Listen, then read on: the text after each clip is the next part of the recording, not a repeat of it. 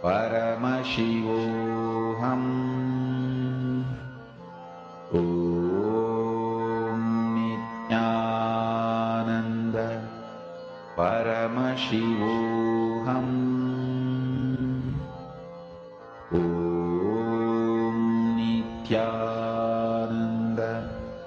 Paramashivoham.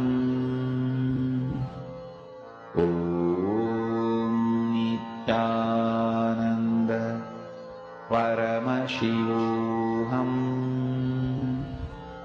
Om Nithyananda. Paramashivoham. Om Nithyananda. Paramashivoham.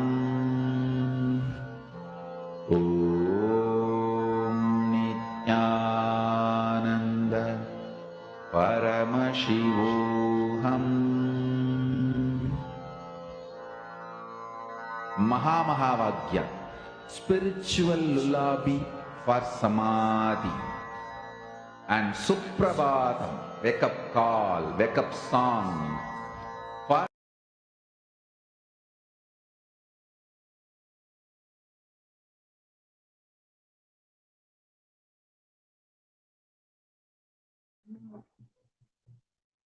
Now, Sagdev has chosen his song and singers, and Nadesh Yasma welcomes the congratulations for all the participants successfully completed the display of Krama, the three that's wonderful. Please take my answer. Well, all of you, many of you are already doing that, many of the answers. That's wonderful. So now, this is the end of this yoga session. Thanking strongly for giving this beautiful for all of us.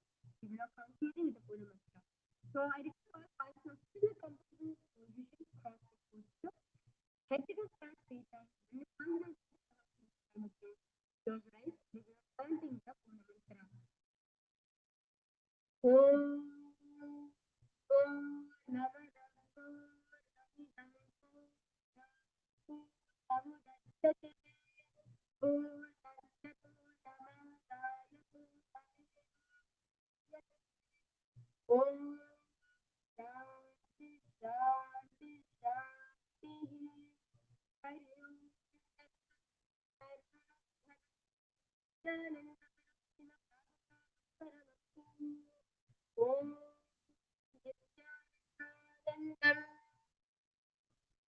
Thank you, everyone. Nithyanandam.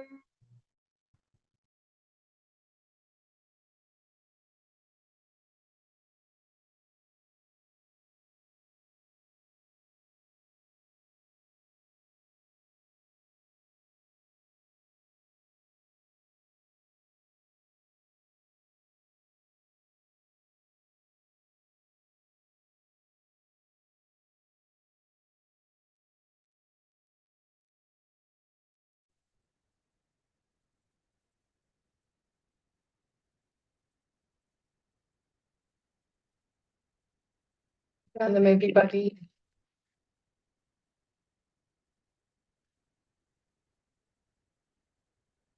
Request all the participants to please turn on your cameras.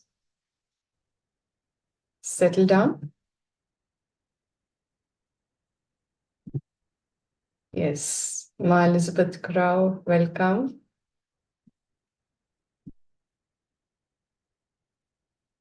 Masaya Nithyanandam, Ma Gnana Prasadini, Mylene, all of you please turn on your cameras. We'll get started. Nithyanandam trying. Yes. All right. Let's put our hands together for the Sadguru Vandanam. Please sit straight with your head, neck, and spine in a straight line. Om Jnanandam Paramasukhadam Kevalam Gnanamurtim Dvandvatitam Gagana Sadrusham Tattvamasyadilakshyan Ekam Nityam Vimalamachalam Sarvadhi Sakshibhutam Bhavatitam Trigunarahitam Satgurum Tam Namami.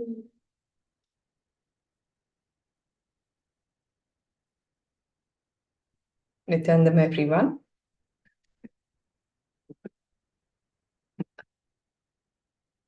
Please turn on your cameras. With the auspicious blessings of our Guru, in today's session in Paramashivoham, we are going to embark on the journey of getting introduced to ourselves. Bhagavan will be introducing you to you. For the very first time, you're going to dive deep into your life to understand why you feel the way you feel about yourself, why you perceive life the way you do. Why is it others perceive you in a certain way? For the very first time, you will understand all these limited cognitions that you have developed, which is not allowing you to realize the true self that you are, the divine that you are. In Paramashivoham level today, the first session is all about the genesis of your identity. We were born complete. A child is so blissful. It never feels that it is separate from existence. We were all there till a point in time when a certain happening created that wedge inside where we started identifying ourselves to be something discrete and separate from the whole. Sadly, this identity is far away from the truth. The truth, the ultimate truth is that you are Paramashiva. It is not your experience as yet, even though all the masters who have happened have repeatedly made this one statement about each one of us is an expression of that divine. We will understand what went wrong in our own life, which moved us away from this truth. So are we all ready to delve into the genesis of our identity?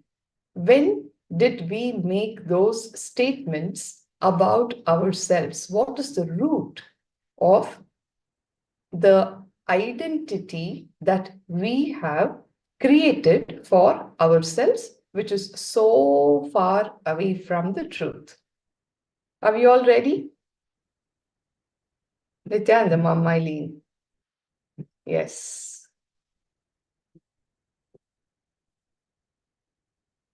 Yes, ready. All right, ma'am. Thank you. The first session in Paramashivoham Level 1 today is, where did these understandings land inside us? How did this happen? Each one of us will be looking into our own personal story.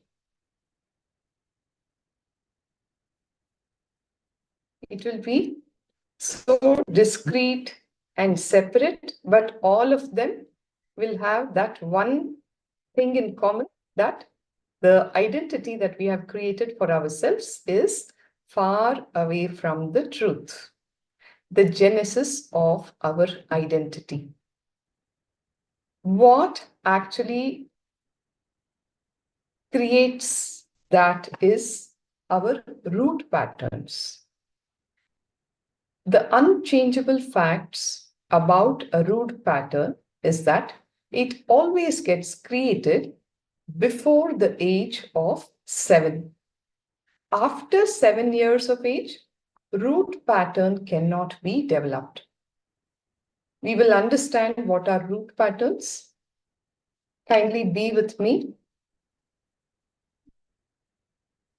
It is only from the root pattern that all incompletions start happening. A pattern is a certain way that you respond to life, which happens as a repetitive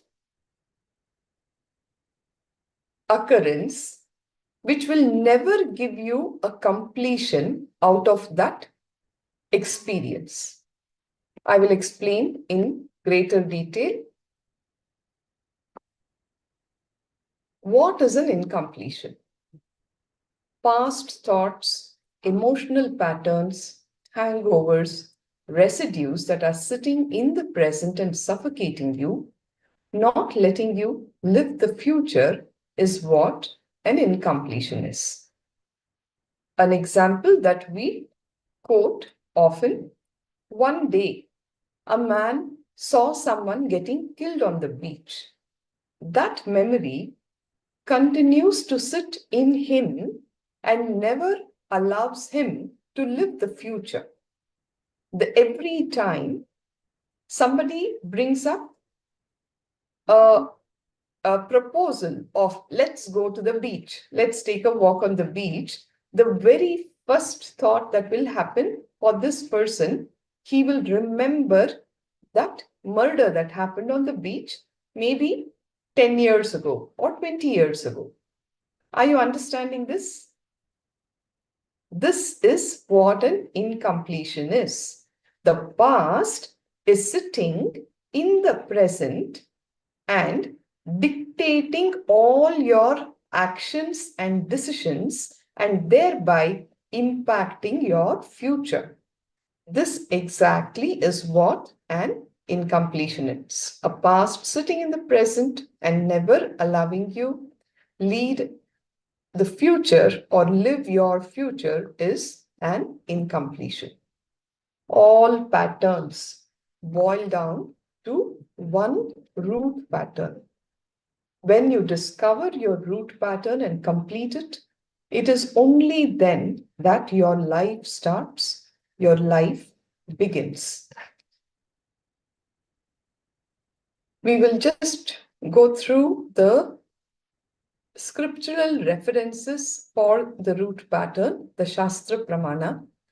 This is the verse number 1 from chapter 15 of Bhagavad Gita. It says, Shri Bhagavanu Vacha, Urdhva Moolam Adha Shakam, Ashvattam Rahuravyayam, Chandansi Yasya Parnani, Yastam Vedasa Vedavit. The Blessed Lord said, there is a banyan tree which has its roots upward and its branches down, and whose leaves are the Vedic hymns. One who knows this tree is the knower of the Vedas. Bhagavan is elaborating on this verse. Understand, the entanglement of this material world is compared here to the banyan tree. For one who is engaged in fruitive activities, there is no end to the banyan tree. He wanders from one branch to another, to another, to another. The tree of this material world has to end. And for one who is attached to this tree, there is no possibility of liberation. The Vedic hymns that are meant for elevating oneself are called the leaves of this tree. This tree's roots grow upward because they begin from where Brahma is located, the topmost planet of this universe. If one can understand this indestructible tree of illusion, then one can get out of it. In essence, this verse is talking about how all life forms get stuck in the material pursuit, wandering from one attachment to another. You just get so caught in the web that there is no scope for liberation. The Apta Pramana comes from Patanjali Yoga Sutra, which says, Viparyayo mithya gnanam atadrupa pratishtitam. Interpreting based on past conditioning leads to misconception or wrong understanding. So this is the Apta Pramana about patterns. Let us now look at how does root pattern affect your life. Root pattern is nothing but the pattern through which you keep your struggle, your impossibility, your inauthenticity alive. Please imbibe all these understandings for now. I will be explaining the same in greater detail with examples shortly. Yes, I'm glad Ma Kameshwari has joined. She was asking about, will you help us complete? So today's session is all about helping you complete. The very first step towards that is identifying your incompletions, which keep your root, the patterns alive. And the incompletions can be completed when you understand how your identity gets generated. Bhagavan says, I will be introducing you to you. It is very important, you getting introduced to you. If you find you, you found Paramashiva.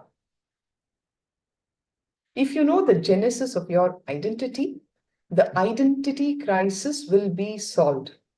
Once your identity crisis is solved, the first glimpse of enlightenment, Satori, happens in you. It will become permanent in you. Solving the identity crisis, that will take away all your fears. When you understand from where this identity crisis happened, you will actually be led to solving the same, and you will see that that process will take you away from all your fears. What forms the genesis of your identity? Please understand, your identity has 4 major dimensions.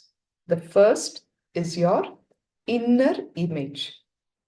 The second is outer image. Third, others image. Fourth, life image. Ma Miley? Yes. Are you here? Yes. Understanding what is being shared, Ma?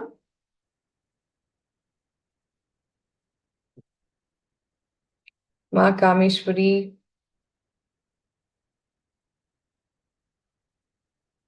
Please switch on the camera. Nithyananda, Ma. All right. So understand, your identity has these 4 major dimensions: inner image, outer image, others image, and life image. I will be expanding on each one of this. It is very, very important for you to do this exercise very sincerely that is going to follow. So please be in the space of listening. Okay. What is inner image? Inner image is what you think about you inside you. Inside your body, what you perceive as you, the strong beliefs that you have about you is your inner image. This is your topmost secret, which nobody else will know. Deep inside, in the deepest recesses of your heart, in your inner space, this is how you perceive yourself for you. Is that clear?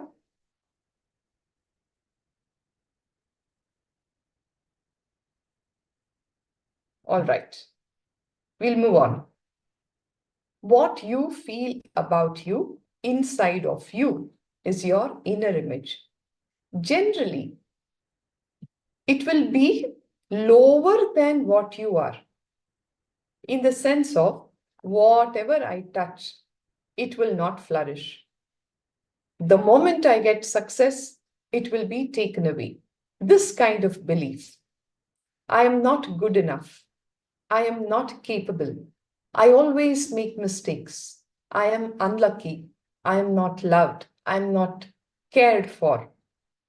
The negative words predominantly form your inner image. Very rarely you may have a good word about yourself, which you truly believe inside about you. This kind of belief is what we call as a inner image. So, how many of you feel this way inside you? Please go ahead and post your responses here on the chat box. Are you able to connect with these understandings?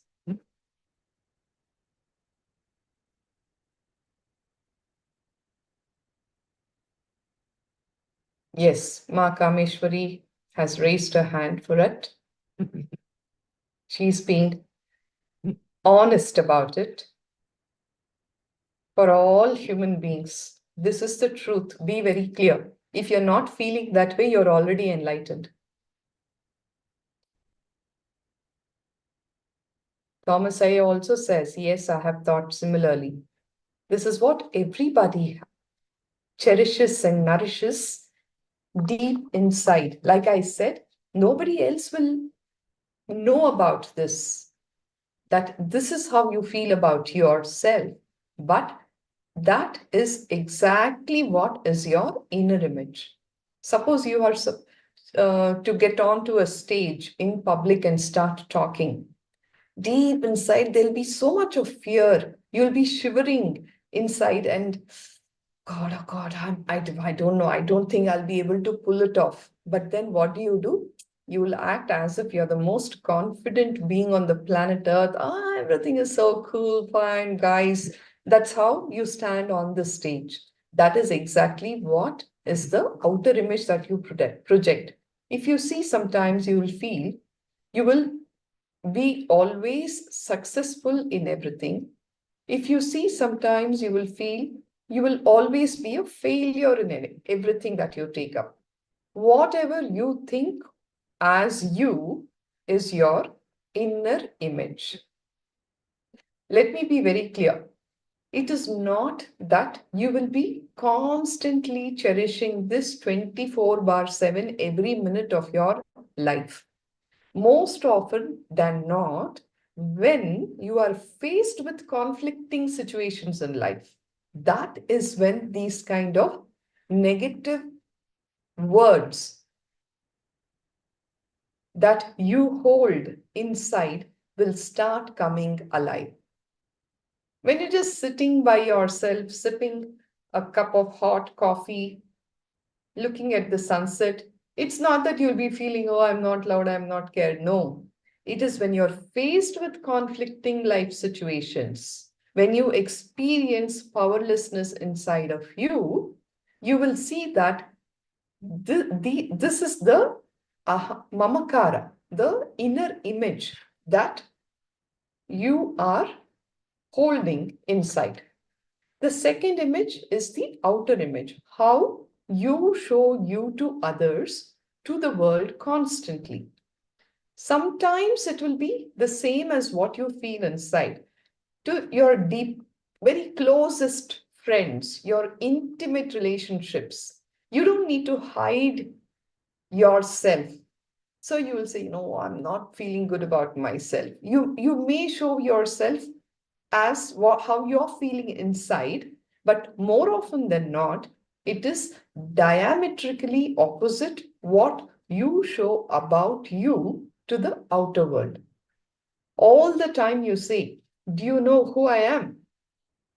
Whatever you show as you to others, usually you show that through your words, through your body language, the way you project you to others. That is what we call as the outer image. All of you, please pick up your books, your pen and paper, and start writing down the answers to all these quiz. How do you project yourself to be? What do you project yourself to be? Please answer these questions sincerely, because today you will be given a breakthrough.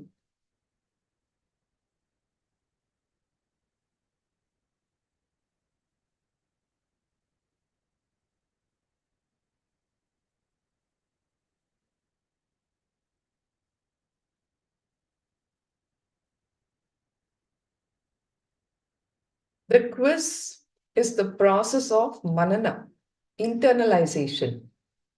See, the story for each one of us is different. Our life story is different. Only you know what it is. So start penning it down sincerely.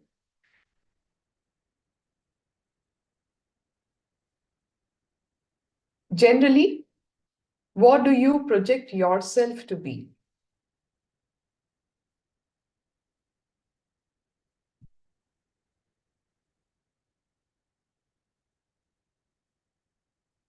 I'm very confident.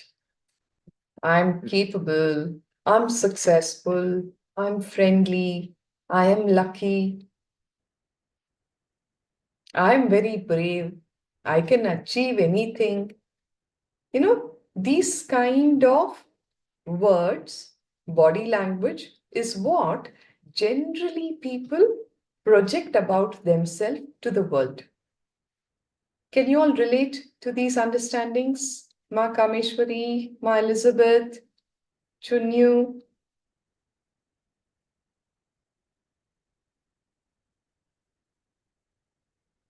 As you are writing, do you see that there is a definite gap between what you think about you inside and how you show yourself outside?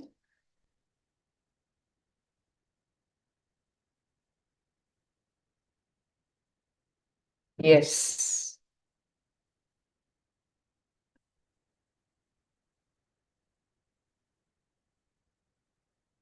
Then there is a third dimension, others' image. How others perceive you. Not how you want others to perceive you, but how others perceive you as of now. How do others perceive you? Irrespective of what you believe about you to yourself, irrespective of how you project yourself to be to others, other people will perceive you in a certain way, which has got to do with themselves. Possibly how the various words that you have spoken, your actions, your body language, all of that, each one is looking through their own lens. They will be having a certain perception about you. How do others perceive you? Somebody may actually perceive you to be a very friendly person. Oh, she's so calm, she's so peaceful, she's so successful, she's so tolerant. Oh, she's too jealous. What a proud peacock. Extremely bossy, so intolerant. Each one will have their own idea about you. How does your wife perceive you? Your spouse perceive you? How do your children perceive you? When we are talking about others, they are your immediate others, your neighbors, your relatives, your friends, your your colleagues at work. Each one of them can have a certain perception about you. That is others' image. Quickly look in and see how each one of them is perceiving you to be for them.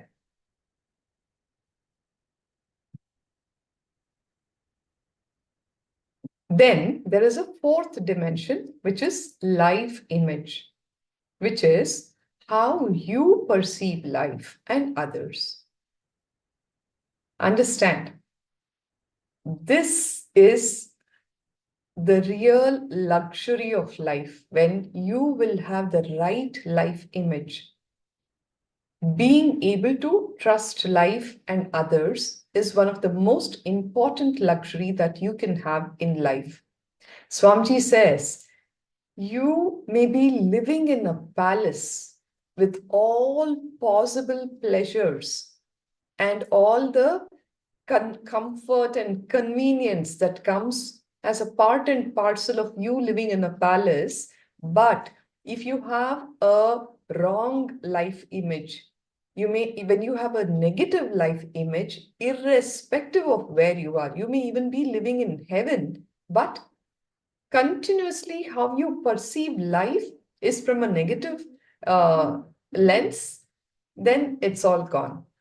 You may, being in a palace, you will be living a very poor life where you're beating up yourself with the negative life image that you're carrying. You will actually create hell for yourself even when you are in heaven. How you perceive the world and life, all the words that you may have about life and others, that is called life image. How do you perceive life at the moment? Please pen it down.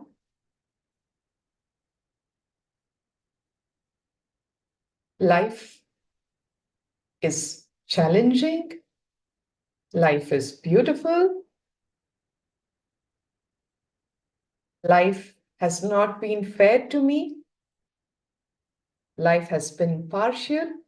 Life is difficult. Each one of us have our own perception about life. Look in to the depths of your being and identify how you feel about life. Like Ma Mylene is sharing here, life is difficult. Please pen down your own perceptions about life.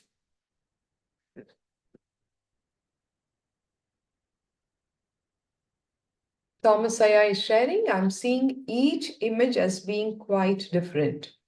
You are doing the exercise properly, Aya. That's right.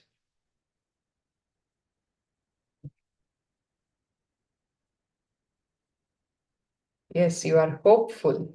Good.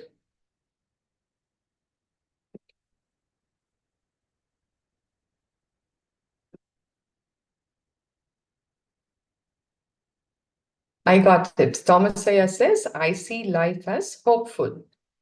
That's good. Whatever it is, please pen it down.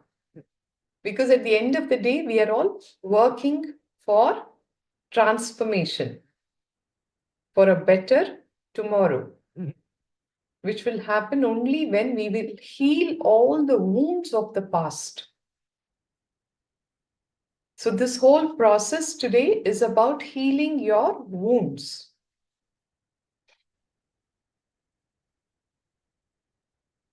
Thomas Aya is seeing life as full of possibilities.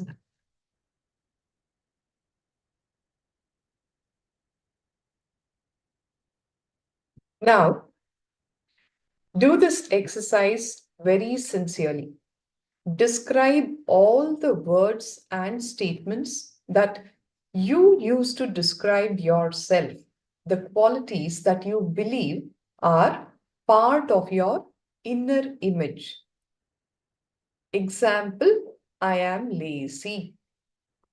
I am incapable. I can't do anything right. I always make mistakes. These are the kind of words that generally people will tend to have about themselves in the deepest core of their being. Second, describe all the qualities that you project to others which you believe are a part of your outer image, the external image. I'm kind, I'm loving, I'm caring, I dare to, I am lucky, I'm friendly, I'm an achiever, I'm very courageous, I'm confident. Describe all the words and statements others have used to describe you. What they believe is the image they carry about you.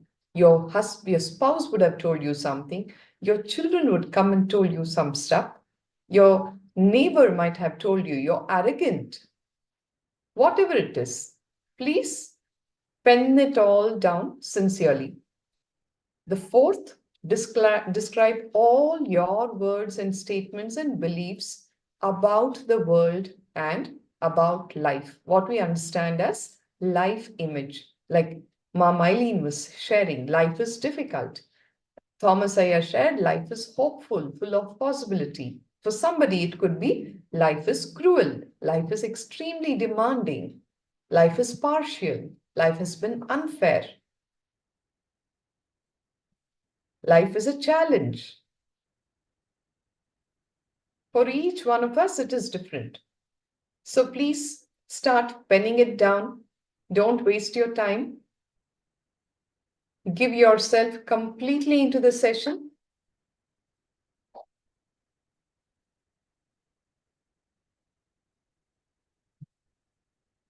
When you open up your being, your mind, as you are penning it all down, you will be laying it threadbare so that Bhagavan's energy can heal it. So please do this exercise sincerely.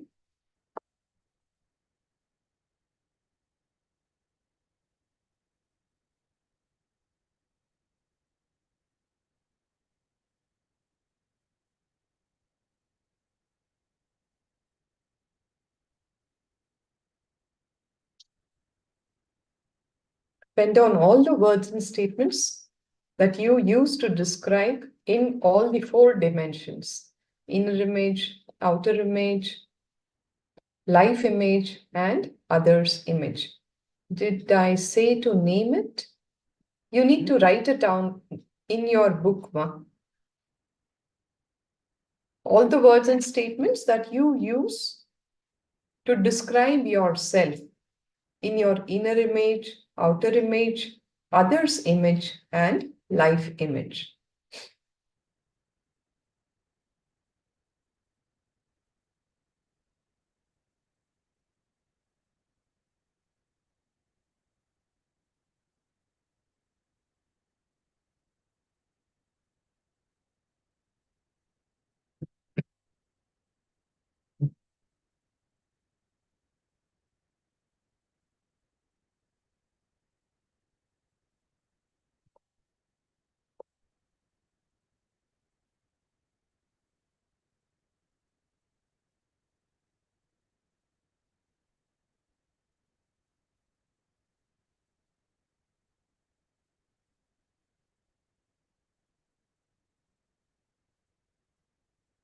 Don't sit and say, I will think it in my head. No, please pick up your pen and paper and start penning it down. It's important to do that.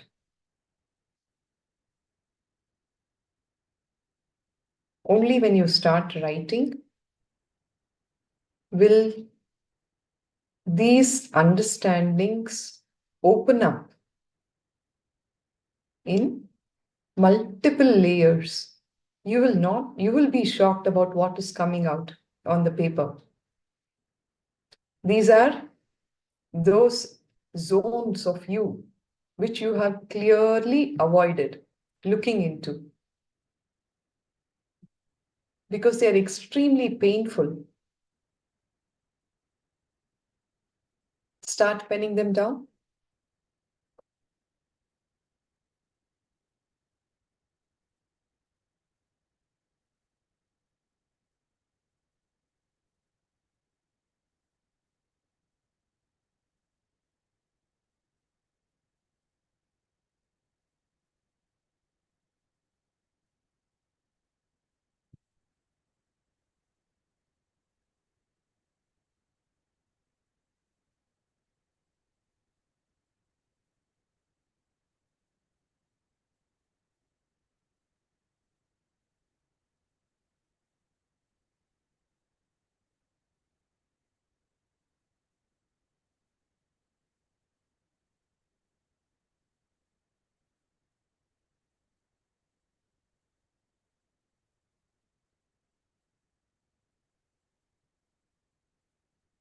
All the participants here on the Zoom call, as well as the seekers who are all logged in on YouTube, I request all of you to do this exercise very sincerely.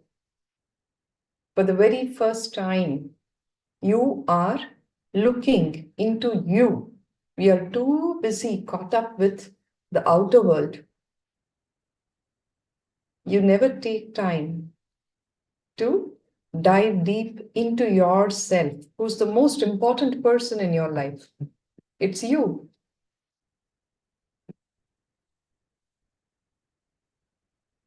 Thomas Aya is asking, they don't gel, Ma. The images are all disparate and I've never considered this before. Yes, that is the truth. And that is why so much of confusion in life.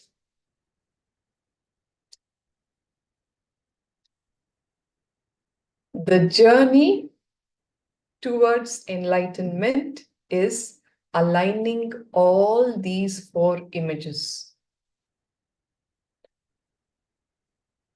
When you know that they are disparate, that is the first step. Knowing that you don't know is the first step in knowing. Like that, when you know that these images are not aligning, now you know, okay, there is something that I knew that I should be doing to align them all, and then starts the whole process. The journey towards enlightenment.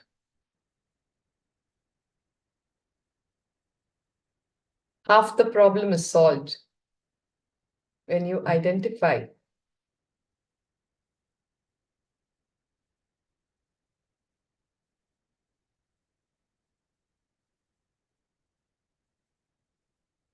I'll give you a few more minutes.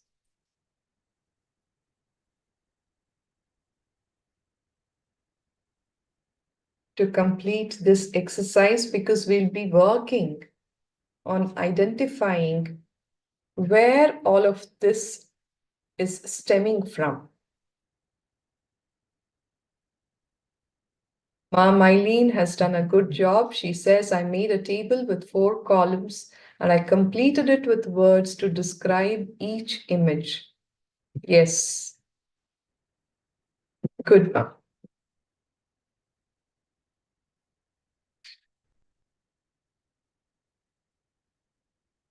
Continue to be there and look in. You will see so many words will start coming up for you about yourself, about life, about how you show yourself to others and how others perceive you.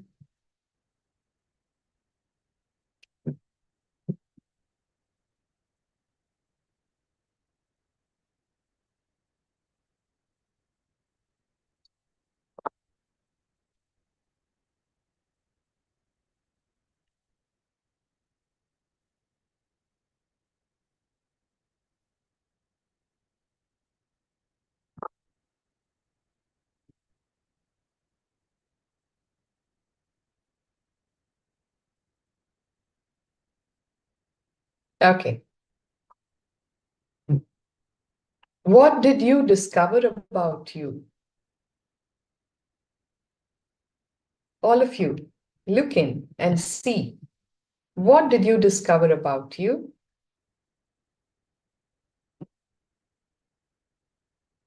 And what do you think forms the genesis of your identity? From where is all of this coming from? Why do I feel this way about myself?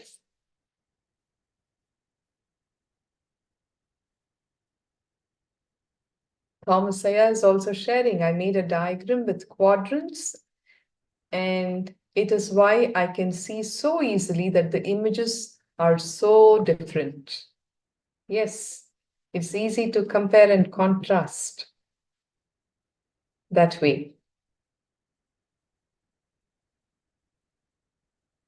Are you all done with the exercise? Ma Kameshwari?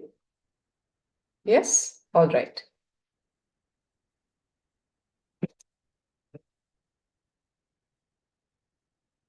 Anybody needing a little more time? I can wait for a bit. Else I will move on. Ma Elizabeth, are you done? All right, ma. Okay, please hold on to whatever you have written so far. We will get on to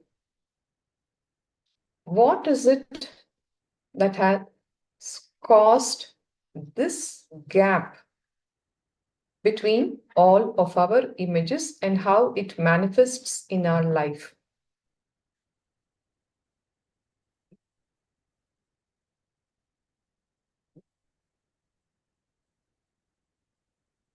We will be working with our self-doubt, self-hatred, and self-denial. In short, what we call SDHD, self-doubt, self-hatred, and self-denial, which is the gap in our 4 images. Look into what you have written. You can clearly, distinctly identify the gap between your inner image and outer image. Yes? Now, this gap is the self-doubt. I'll explain. Deep inside, I feel very hopeless about myself. But outside, I project myself as if, I can just pull off anything. I can make it happen. I'll give you an example. You go and attend an interview. Okay?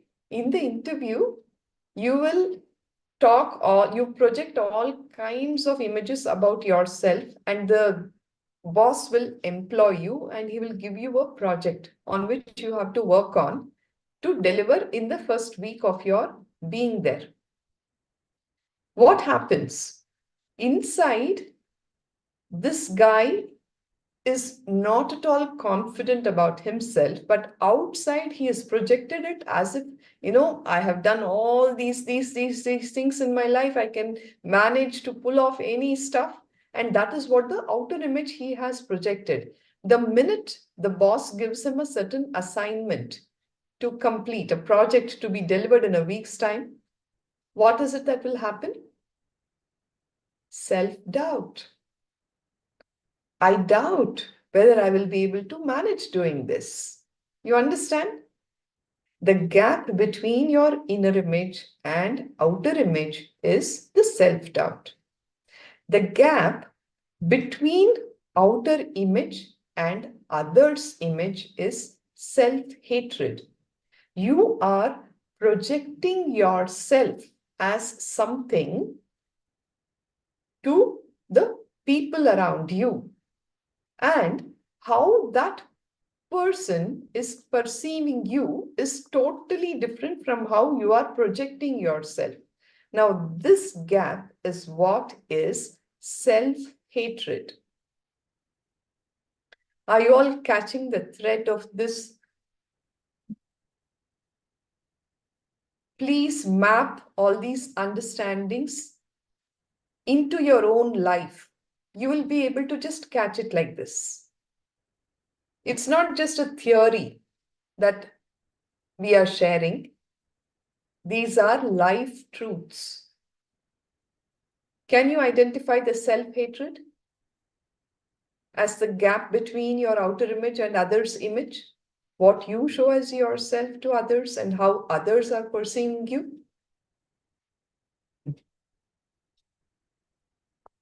It's complex how you can project different images in different fronts. Yes, with each one, we do this drama, ma. This is the whole psychodrama of life.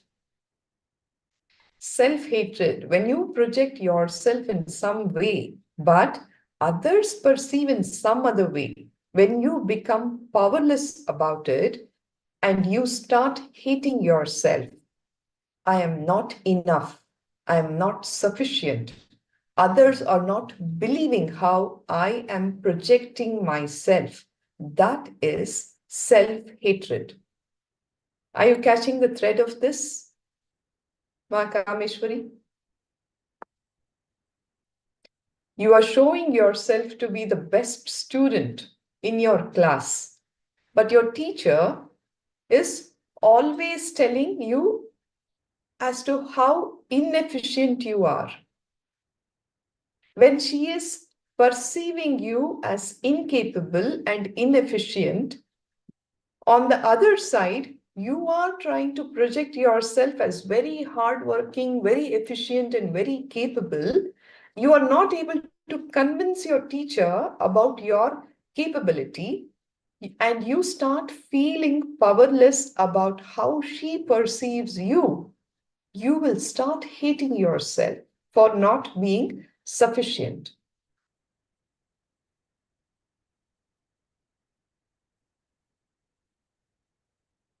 Yes, Makameshwari, did that example click with you? What I shared? Explain more on self-hatred, you asked. Somewhat. Okay, hold on. What others perceive about you is their side of the story.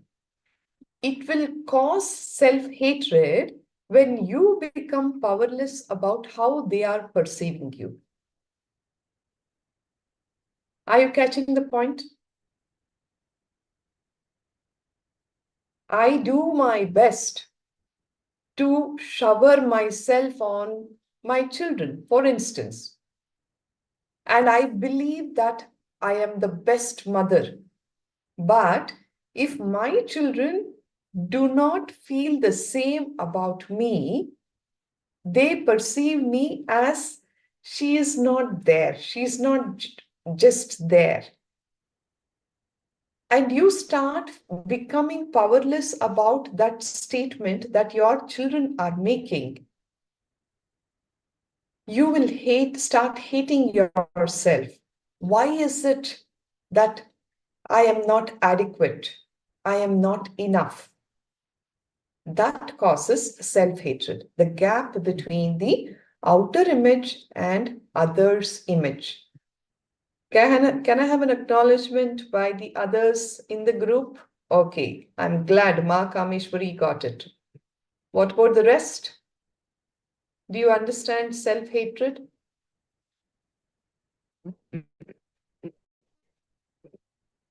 Thomasaya, Ma Elizabeth, Mylene, Ma?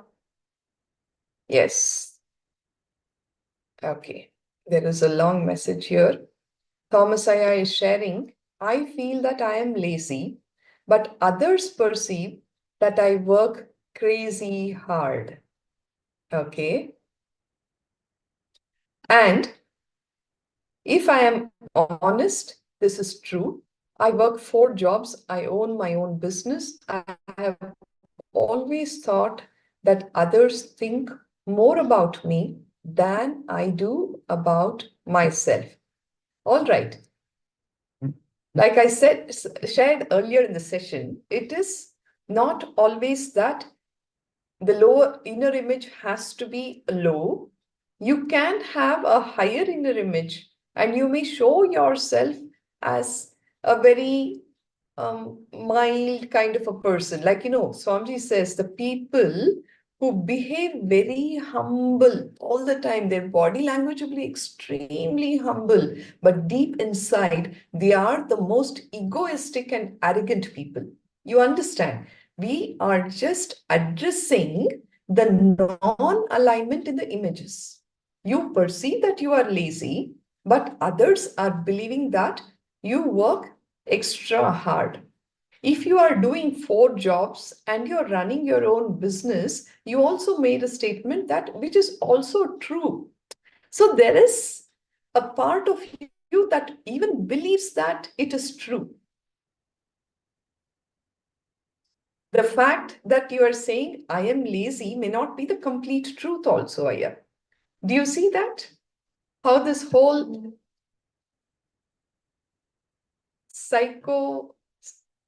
psychology of your mind works. Yes, Ma'am Mylene is asking, is it possible that the 4 images are the same? Yes, it is very much possible. And we have to align all the 4 images to be the same to the highest image. That is the whole journey, Ma'am Mylene. Yes. Let me tell you, this slide here is in Bhagavan's handwriting. What you see here, inner image, outer image, the gap between the two, self-doubt. Outer image, others image, the gap between the two is self-hatred. And others, the gap between others image and life image is self-denial. You can see here, this is one of the sessions in inner awakening that Bhagavan himself conducted, and he wrote this on the board for all the participants. So you have the blessing of seeing the handwriting of the avatar. You can make a note of it. The gap between inner and outer image is self-doubt. The gap between outer image and others image is self-hatred. The gap between others image and life image is self-denial. I'll be explaining this. For now, make a note of it.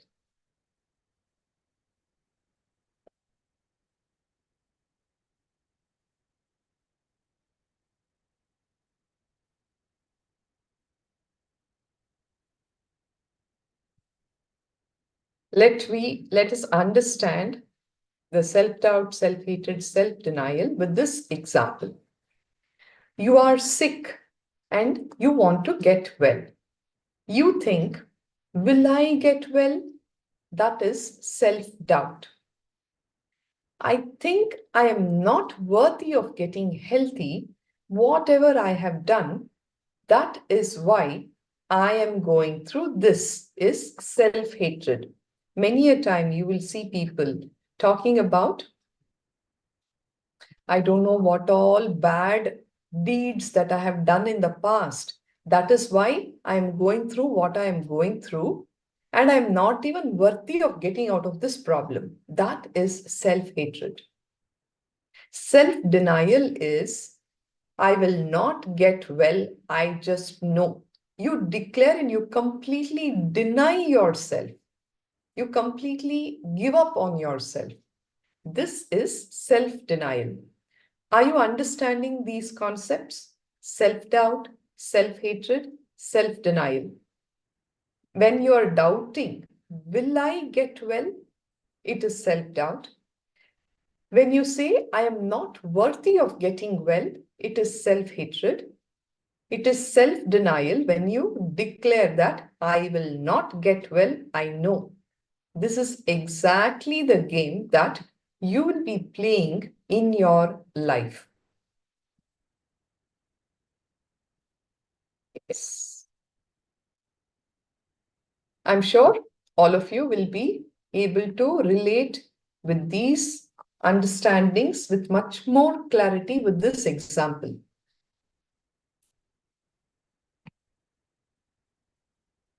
Self-denial will seal everything, or every possibility is sealed with self-denial. When you just say, I know this will not happen for me. Till you find your root patterns and complete with it, you will not have the desired result from any spiritual technique. You can continue to be listening, you can continue to be chanting, you can continue to be doing so many things, but until and unless you find your root patterns and complete with it, you will not have the desired result. I know of so many people throughout the day, they will just be sitting and chanting, they will be reading through scriptures, they will visit every possible temple. And the source of all those actions is from a space of fear and greed. It is not the action itself that is important.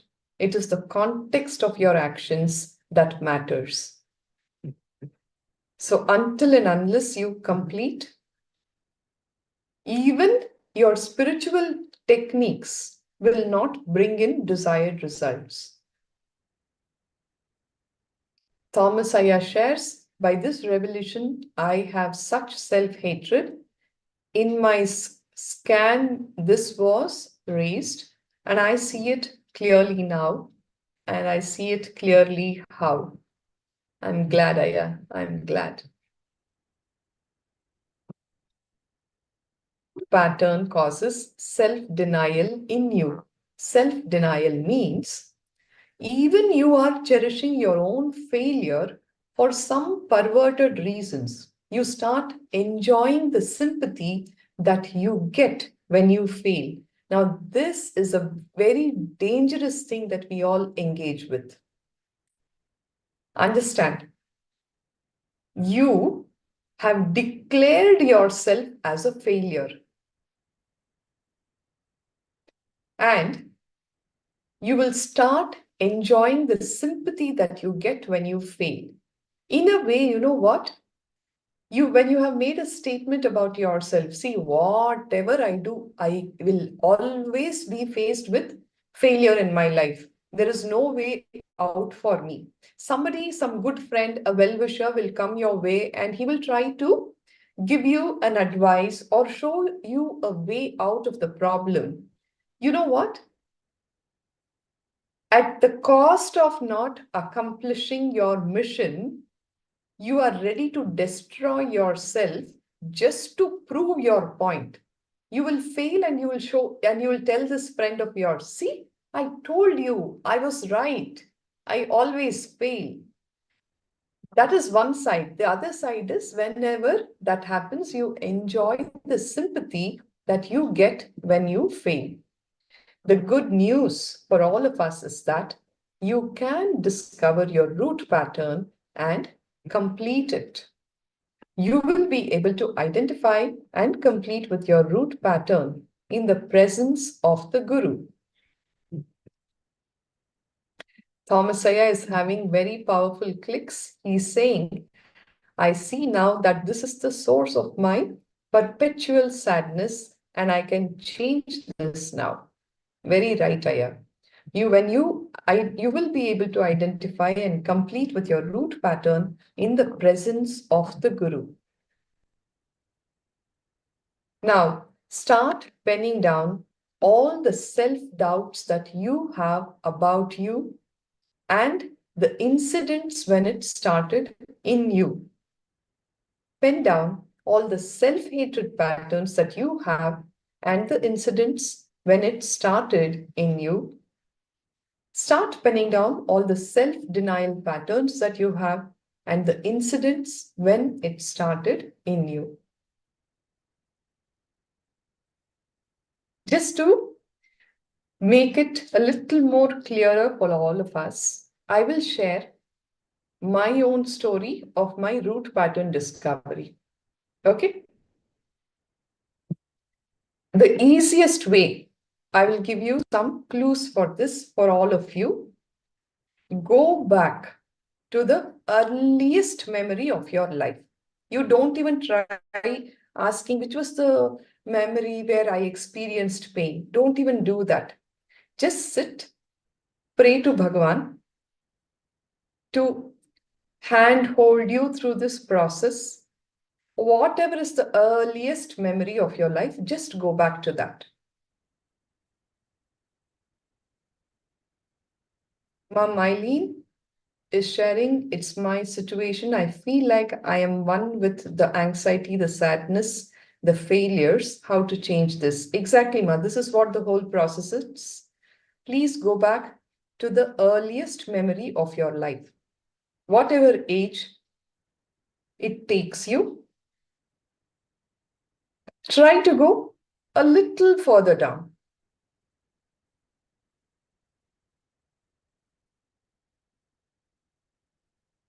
Whatever you remember from your early childhood will always have some pain to it. And that is why it is even there in your memory, is the truth.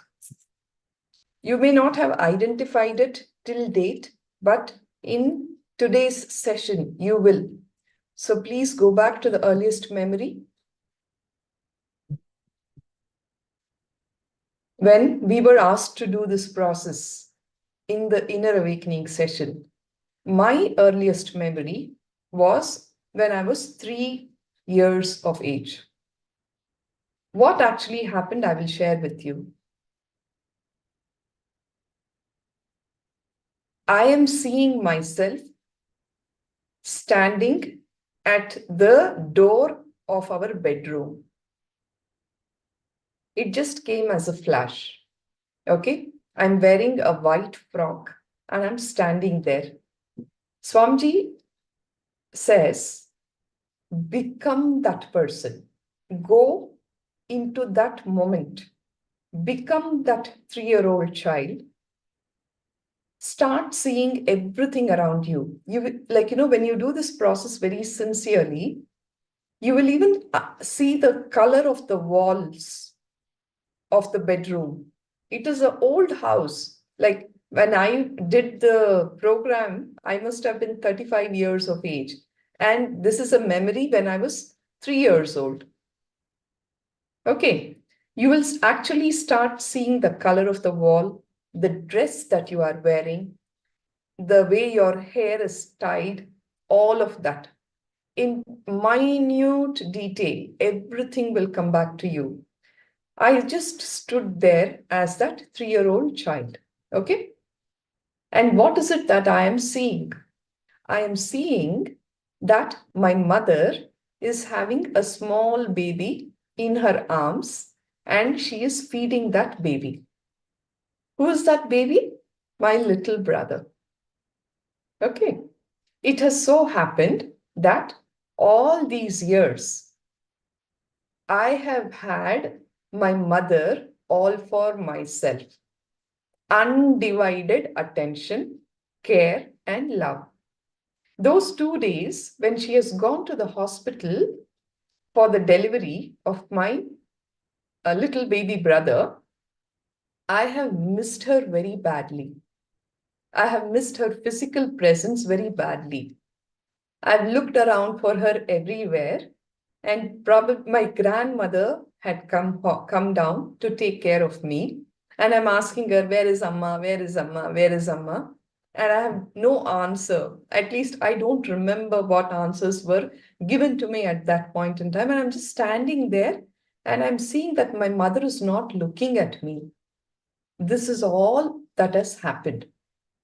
Nobody beat me, nobody shouted at me, but this is the incident which is the cause of my root pattern. At that point in time, when this, as a 3-year-old child who has been desperately looking for my mother everywhere for 2 days, suddenly I see her, my mother is not looking at me and talking to me. She is busy with my baby brother. She is feeding him. That was the point in time where deep inside me, I felt I am not loved. That was my inner image. See, nothing has happened. It is such a casual event. But you see how these patterns get built in us? The words that I told was, I am not loved. And how am I looking at my mother? She doesn't care for me. Which became my life image. Life doesn't care for me. And what I did at that point in time, I'm standing there waiting for my mom to probably give me a hug. It's not happening. I just didn't even call out to her. I just ran away from that place to my neighborhood, and there were so many children out there. I started playing with them. This is the incident that I remember, which actually became my outer image, where I always project myself as very strong and very friendly. Are you getting it? Are all of you able to relate to this?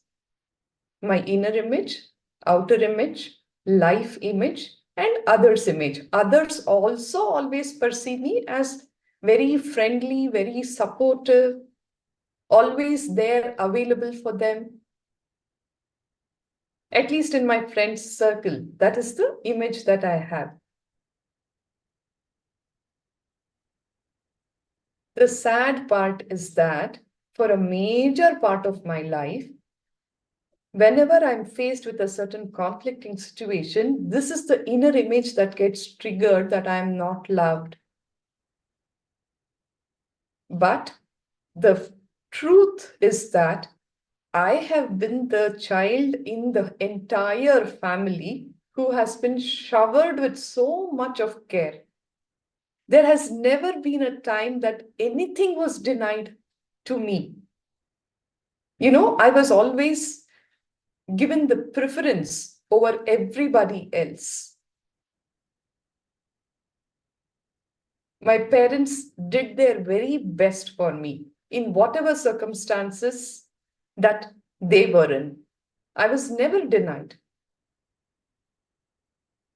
It is only after I completed with this incident did my eyes open up to, Hare, my God, how much I have been given, how much I have been loved, how much I have been cared.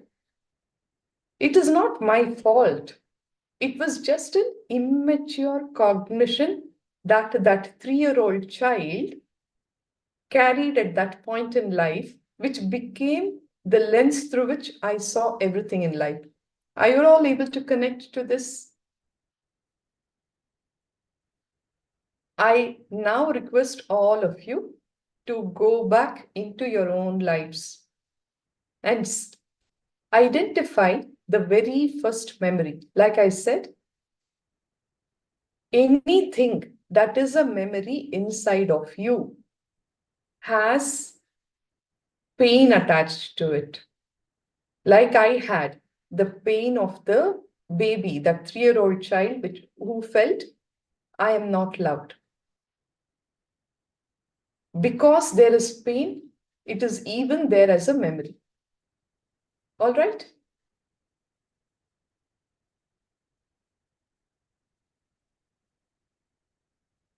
Thomas Aya says, yes, I was electrocuted when I was 2 years old. I have forgotten this, but I can see how, if I am too curious, I fear dire consequences. That incident caused you to hurt from the lack of attention, and so you tried to compensate for the lack of attention, but later on in life, you realized through completion that it was an immature cognition. You are right, Ma. Ma Elizabeth, you're right.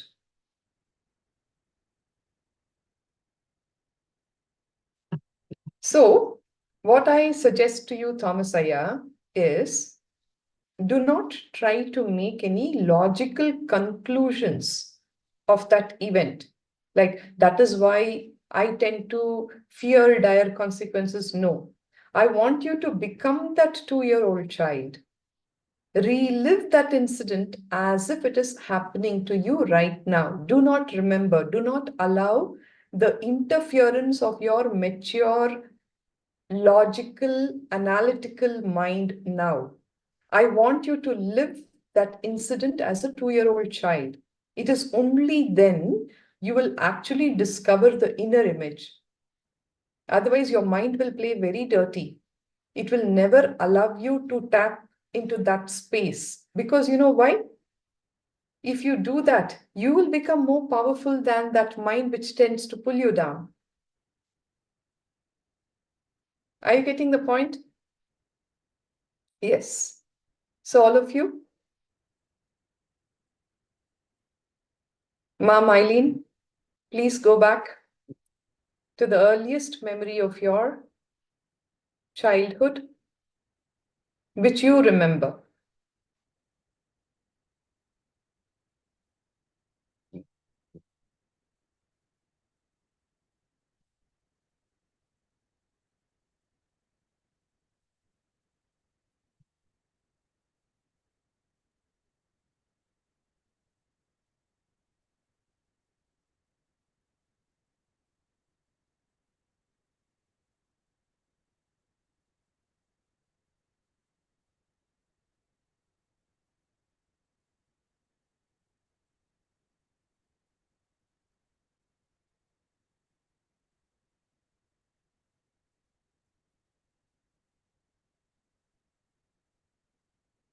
When I went up to Bhagavan and asked him, he said, you have to complete with your self-denial patterns. And I can see the incident from where it all stemmed. The gap between others' image and life image. Others always feel that I am so friendly, so cared, so loved, so showered. But my own life images, I am not cared, I am not loved.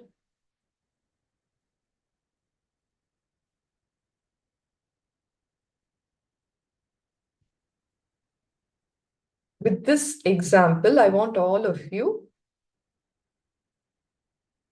to go back and relive all those experiences. Ma Kameshwari, your question, if it were a bad experience and I try to relive it, won't it hurt again? If you don't relive it with the right mature cognition and understanding, Ma, you will continue to live a life of hurt till your very end. It will not hurt because you are going to relive that experience with the right mature understanding. Was it right on my part to give those words as that 3-year-old child who was waiting for the mother's attention and love, that I am not loved and she doesn't care for me? Am I right in doing that? It was an immature cognition. It was an immature understanding. I am going to relive that incident with the right cognition and the right understanding. See, when you start reliving it, you will actually experience the pain of that moment. All the emotions that you went through as that 3-year-old child. Allow it to happen. Allow it to happen. You have to start writing all of these incidents in great detail. Let me give you the exact process of doing that. You have to pen it all down in great detail. Like I said, becoming that child, when you actually be there, you will start even smelling the room, how it smelled, all of that. You will feel the temperature of the air at that point in time. Any sensations that you were experiencing in your body, you will actually experience it now. That is what reliving is all about. It's not just about remembering, Ma. You'll have to pen it down in great detail.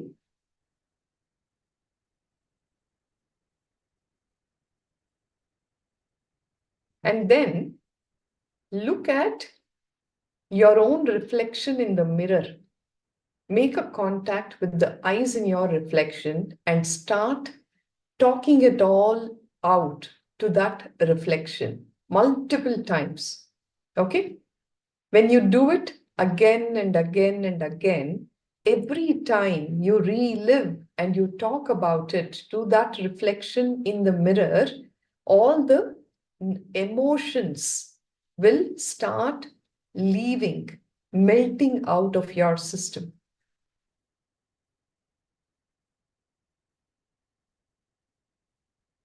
After that, that memory will only remain in the form of words.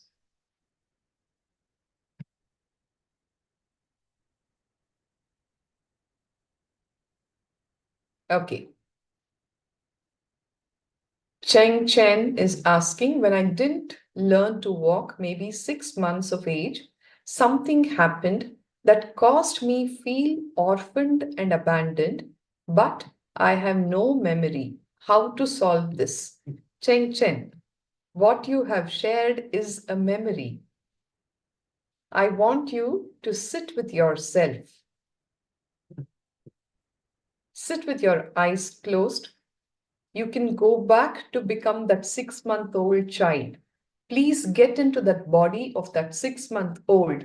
Everything will open up. If you have that memory that has come up now in the session, it just means that you need to be there for some time. You will see that the whole thing will open up. In fact, in sessions, when we were sitting in Bhagwan's physical presence, many participants could actually go back to the memory while they were in the mother's womb, which they did not even know about, they have not even heard about. There was one participant who actually shared, could relate to the event that has happened when he was just 6 months fetus in the mother's womb. That whole incident came up as a flash. He could exactly tell the color of the sari that his mother was wearing. And he could see all the furniture in the house, where the TV was, what exactly happened. The incident was such that somebody rang the doorbell, and the mother in a hurry was running to open the door, and she tripped and she fell. And she fell on her tummy. And the baby that was inside the womb actually received the hit of the fall. And that was the incident which generated the root pattern in that baby. Like that, when you sit in all your sincerity, everything will open up for you. Ma Kameshwari has asked a question. If I am not at fault and the other person hurt me, how do I cognize that?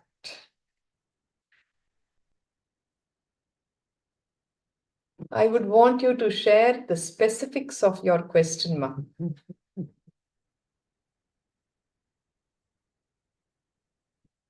Nobody can hurt us without our silent permission, is the truth.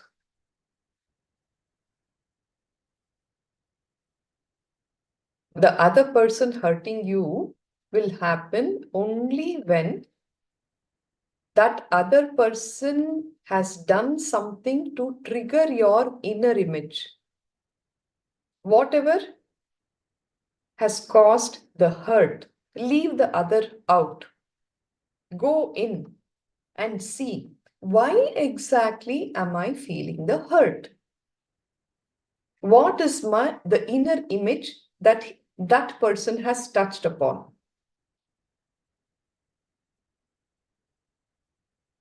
People will do what they do. People will talk what they talk. We will leave them out of the equation. Whatever that other person has done, your hurt is directly connected to what you are feeling inside you about you. Am I making sense? Thomasaya?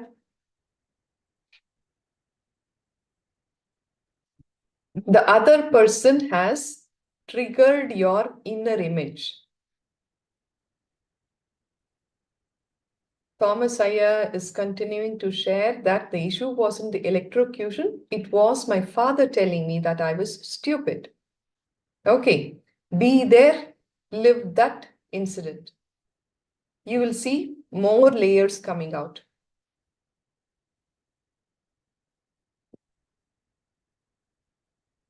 Cheng Chen, it can be solved even if there is no memory, just visualize that time.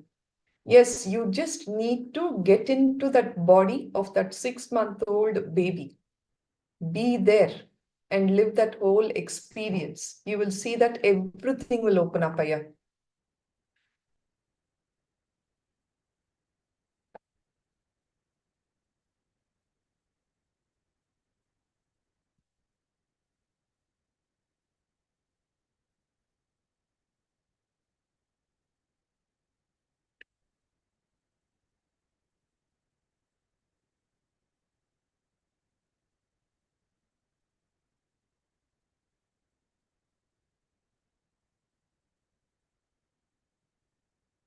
How many of you here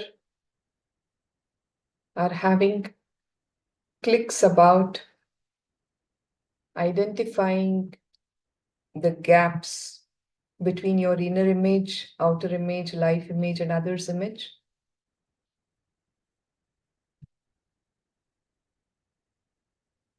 Ma'am Eileen, could you go back your memory lane and identify any conflicting incident?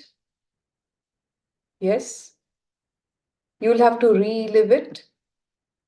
You have to relive it to relieve it. For now, just identify what were the words that you gave to yourself, how you responded to that situation, what were the words that you gave about that person in that situation, which becomes your life image, and how did that person perceive you? That will become the other's image. Ma Kameshwari is sharing, I was 8 years old and a 25-year-old touched me inappropriately. How do I cognize this maturely? Please. Okay.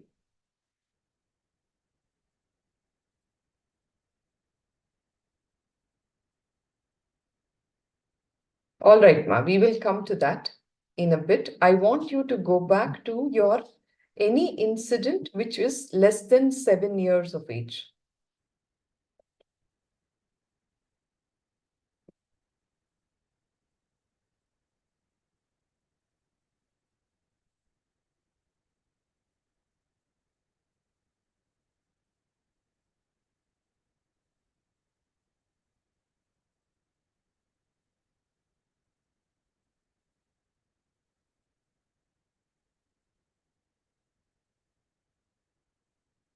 It is only when you identify these conflicting incidents of your early childhood will you actually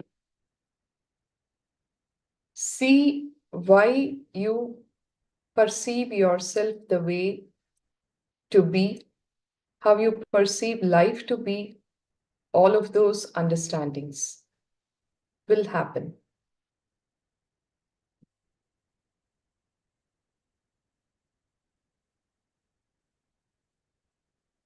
For now, you can leave your books to the side. We have identified the various identities that we have created for ourselves. We will now enter into creating an authentic identity. Okay?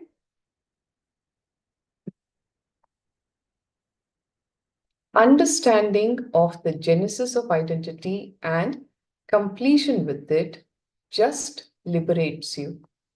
Whatever you have written so far is what you have currently. You are now going to pen down your best 4 images.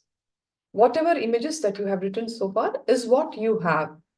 Now let us work on creating our authentic identity. What is the best inner image that you want to have?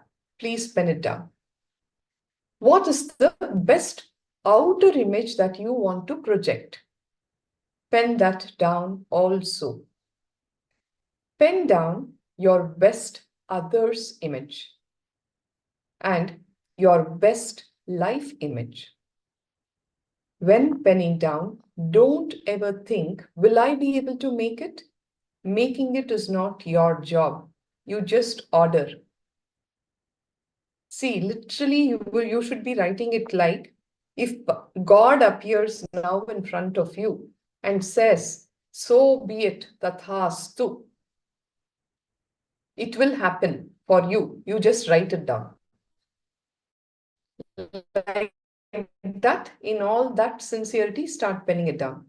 Whatever is the best inner image, best outer image, best others image, and best life image that you want for yourself, please pen it all down. Understand, you are rewriting your future. What you are writing now, this will be your future. You are literally rewriting your future. You're not going to do it alone. Write it with the confidence of having the avatar as your co-creator. Pen it down. Only then Swamiji can help you to find the incompletions that you want to complete. Only from the space of completion, creation can happen. So please go ahead and pen down whatever is the best of the 4 images that you want for yourself.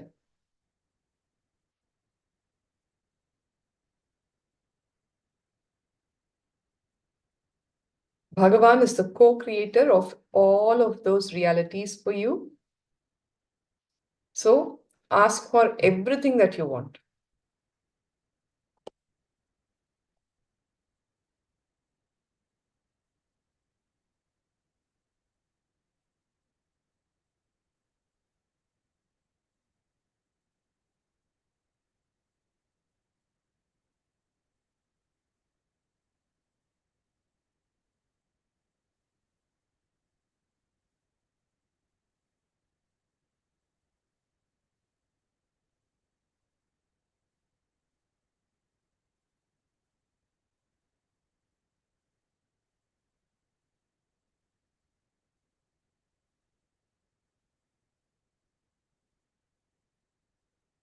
Please pen down the 4 images that you want to have to create your authentic identity.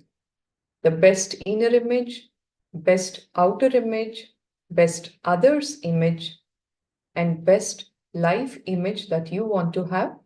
Pen it all down elaborately. Don't miss out on anything.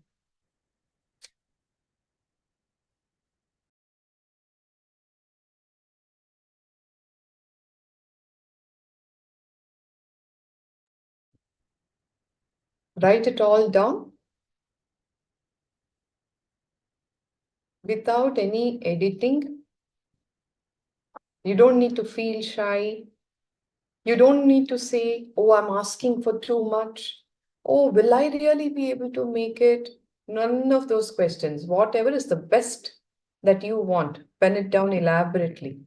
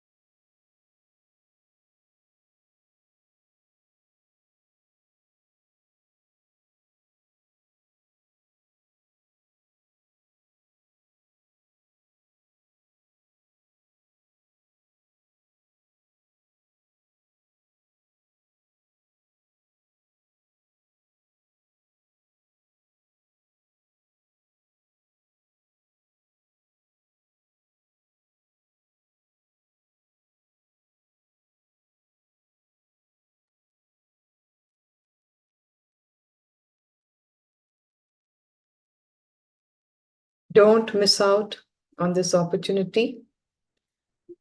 Ask the best for yourself.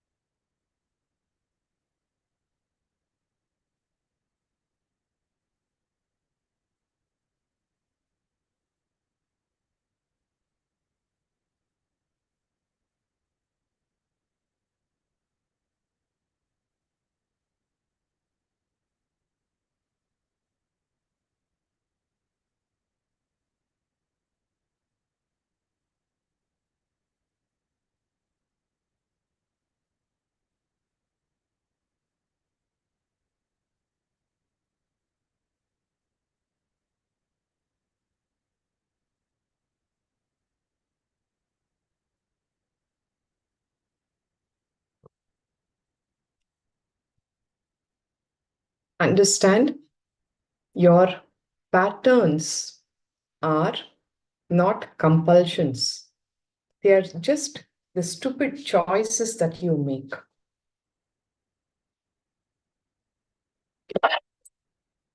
It's the truth. Holding on to some incidents in your mind and saying that it's hard to let go is just another option for you. You're choosing it that way. Whatever has happened in the past, dig in deep and see how you felt inside you. What were the words that you gave inside you when it happened? I know that people here are sharing a lot of their very traumatic incidents of their life, which went on to generate those kind of identities about themselves. And I am empathetic of your sharings. At the same time, I would not want to sympathize with it. I understand. The whole process here is about breaking free from those powerless cognitions that you chose. See, I'll tell you what. There is something called a liberating cognition and a binding cognition. Let me explain with a simple example. If I were to ask you the question, why is the fan up there? What will be your answer? Why is the fan up there? Please post your responses.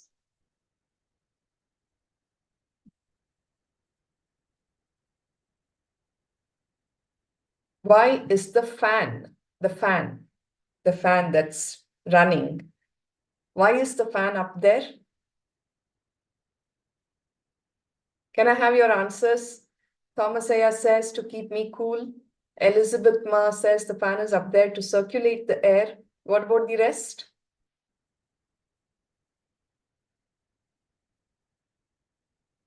Why do you think the fan is up there? What would be your answers to that question? Ma Jayanti says, so that everyone can get the cool breeze. Okay, so all of us will have these kind of answers to a question like that. You don't understand the question. My question is, why is the fan up there in the ceiling? So the answers will predominantly have this kind of a essence to it. The fan is up there so that the air will circulate well. It is up there so that it can keep me cool, so that everybody benefits from the breeze. I will tell you, the fan is up there because the fan is up there. This is a liberating cognition. Anything else that you give as an answer to that question is a binding cognition. This is a simple example. I'm sharing this so that you will use this example for every other happening of your life.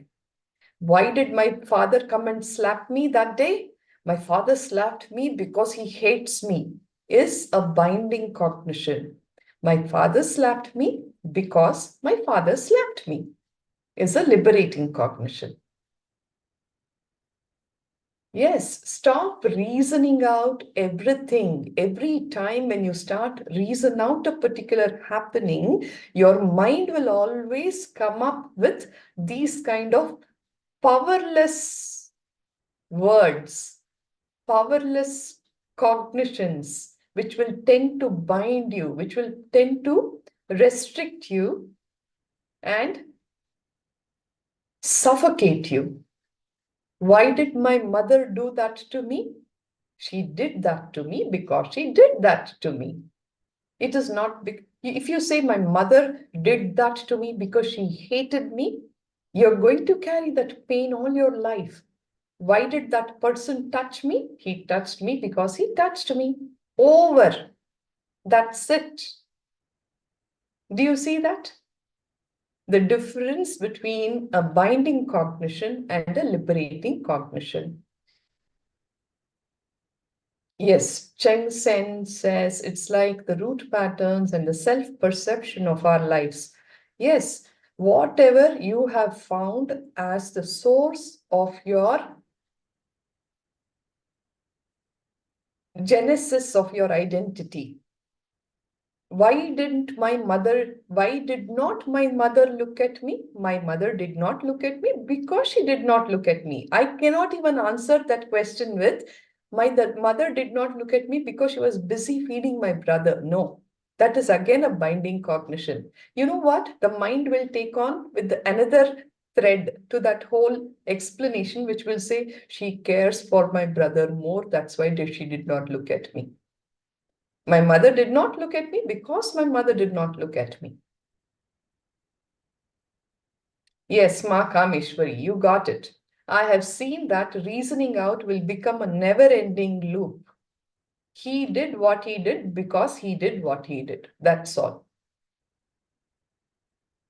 You are like, getting out of those clutches of the negative emotions when you start answering the questions, the why did this happen to me? It happened because it happened. That's all. What next? Never ask the question, why did it happen to me? Always ask, what next? With anything in life, you will see that you will be operating from a much empowered space where you will not feel victimhood, where you will not feel that life has been unfair to you. Never ask why. Why did this happen? Always say, what next?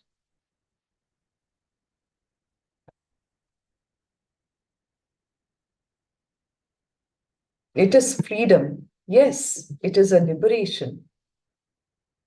All right. So I hope I have shed some light into all the negative, conflicting happenings which actually gave root to your powerless cognitions in your life. Ma, Kameshwari, Thomas Aya, I appreciate your sharings, and I really wish that these understandings will lead you to delve deeper into the whole completion process. Okay? There's more depth to it. We will actually lead you through the process. For now, how many of you found out and saw the gap between your 4 current images and your best 4 images? Whatever it is as of now and what you want for yourself, there's a definite gap, isn't it? Yes. So let us now try to understand what creates this gap. You are only defining your best 4 images. It is not that your parents or your spouse or your friend is deciding the best 4 images. Agreed? What you want for yourself, you are defining that. That is the way you want to be. Then, why are you not like that? Do you see the paradox here? Why are you not able to live like how you want to live? Who's stopping you?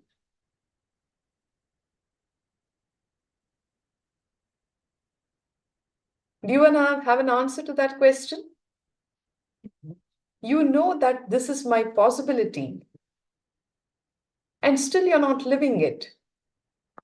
Whatever is stopping you from achieving your authentic 4 images is your incompletion. Be very clear.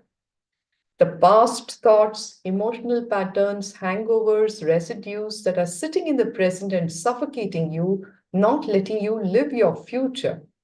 If your expectations are not met by you or by others, they remain as an incompletion in you. Incompletion is anything that leaves you with an experience of low energy, low emotions, a feeling of unfulfilled. Are we all very clear with these understandings? Why we are not what we can be?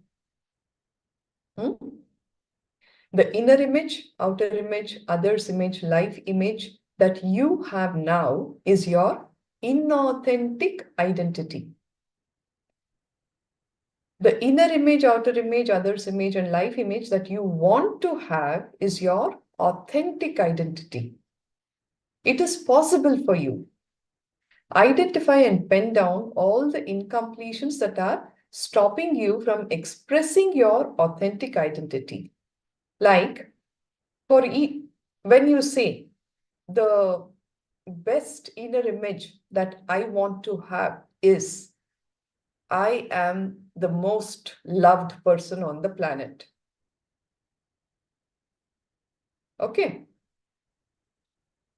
But what is the inner image that I used to carry? I am not loved. Life doesn't care for me.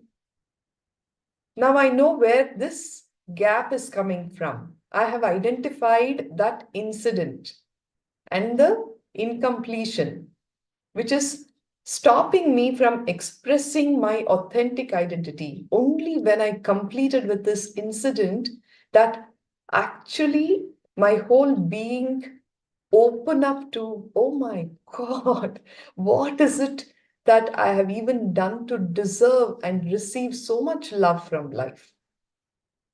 From every corner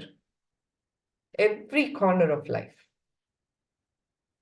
be it my parents, my brother, all my relatives, my friends, my sangha, my guru, my patients, from every corner, I perceive only love.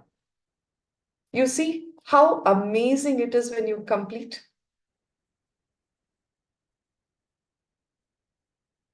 So, in each of these aspects, please identify and pen down all the incompletions that are stopping you and identify the incident when the incompletion started.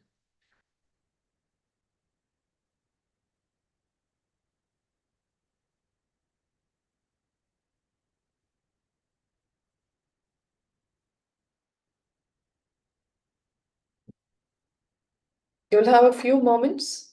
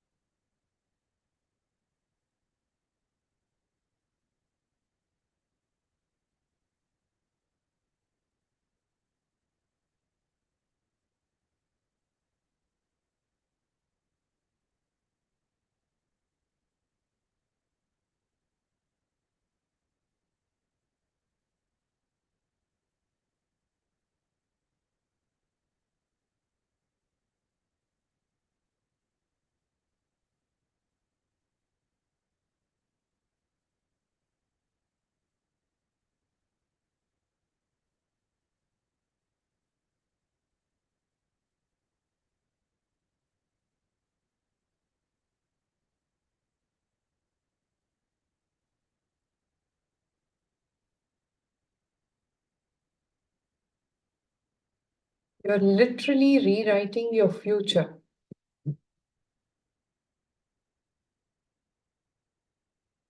When you complete is when you start actually living life. Otherwise, in the name of living, you are only recreating your past in the present. That same hurt. Until and unless you complete, you will not see the beauty in life.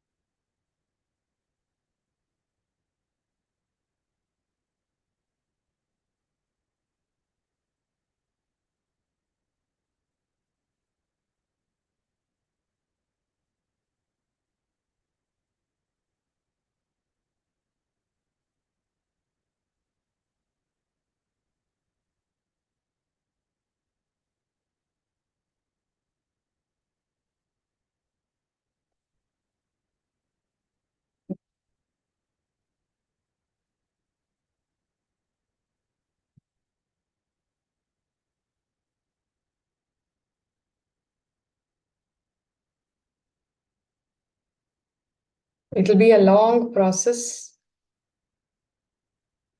When you start off with the exercise, you will identify so many incidents from where these kind of restrictive, limiting understandings about self, about life, about God, about others got generated in you. Even if you can just make a short note of that incident, it would be enough. You will be working on completing with all of them. For now, it is good enough for you to say, oh, this is where this inauthentic identity stemmed from. I now declare myself to my new authentic identity.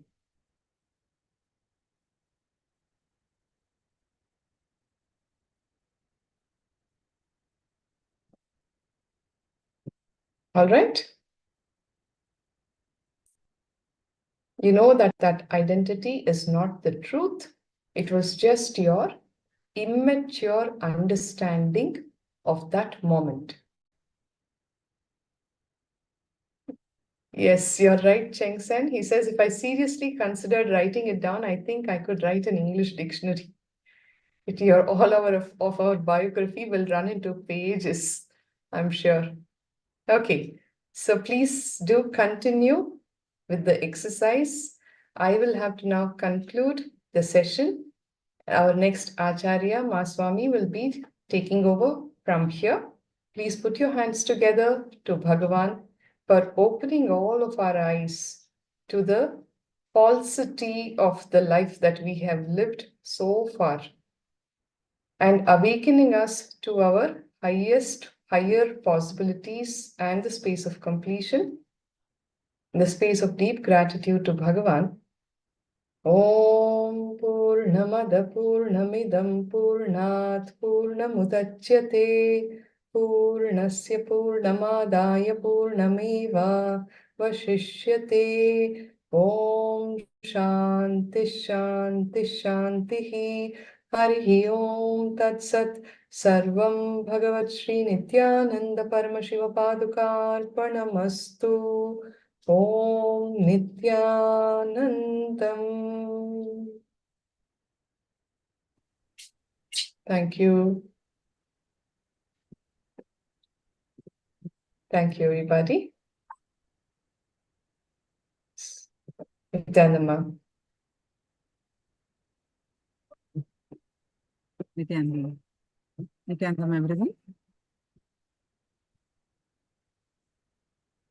Now we will do one round of power manifestation, then of third eye, then we'll continue our sessions.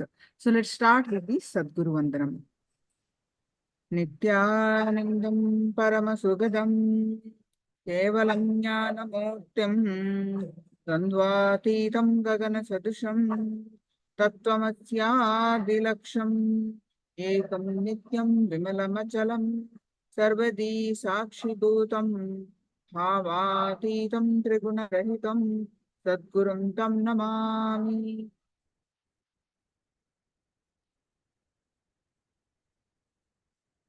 Yes.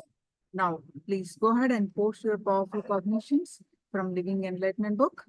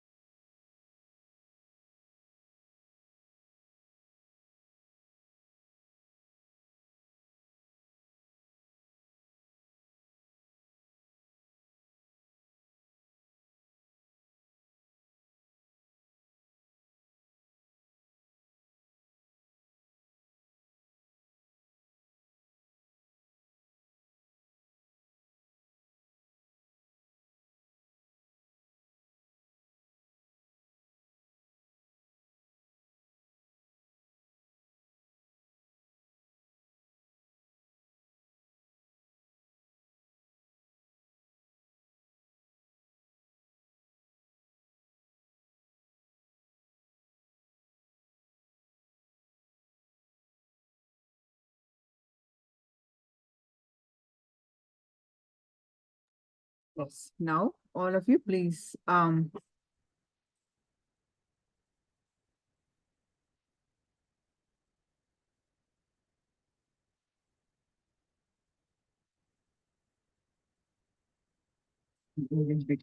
yes.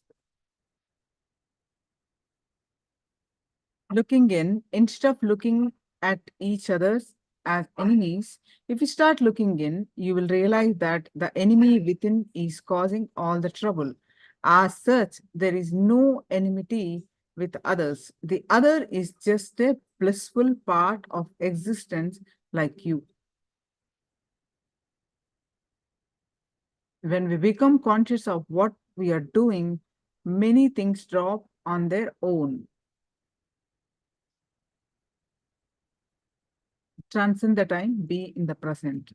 The very act of observation changes the possibility into a particular reality.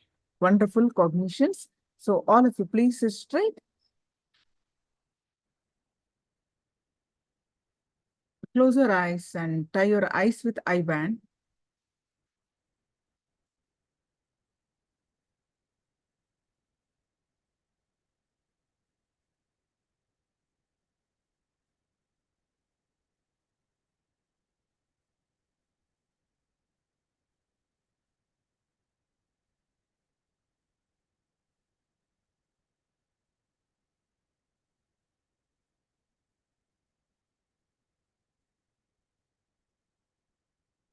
Bring your awareness to your third eye.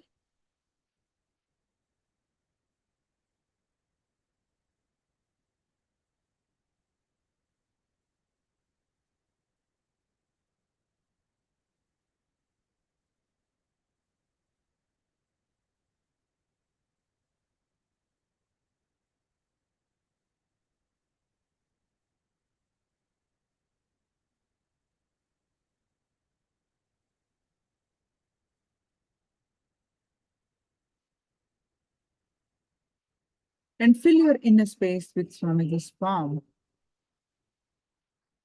Any thoughts that are coming now, let it come, let it go. You bring your attention back to your third eye again and again. And with complete awareness on the third eye, let's chant the Mahavakya. Om Nithyananda Paramashivoham. Continue to chant the Mahavakya and experience the space of oneness. With the space of oneness,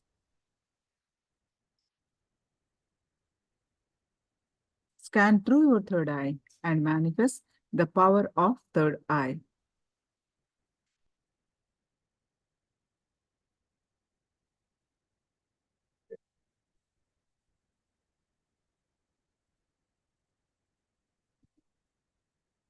I bless you all. Let you all open all your three eyes. Manifest the powers of Mahasudashiva. Om Nithyananda Paramashivoham. Om Nithyananda Paramashivoham. Om Nithyananda Paramashivoham. Om Nithyananda Paramashivoham. Om Nithyananda Paramashivoham. Om Nithyananda Paramashivoham. Om Nithyananda Paramashivoham. Om Nithyananda Paramashivoham. Om Nithyananda Paramashivoham. Om Nithyananda Paramashivoham.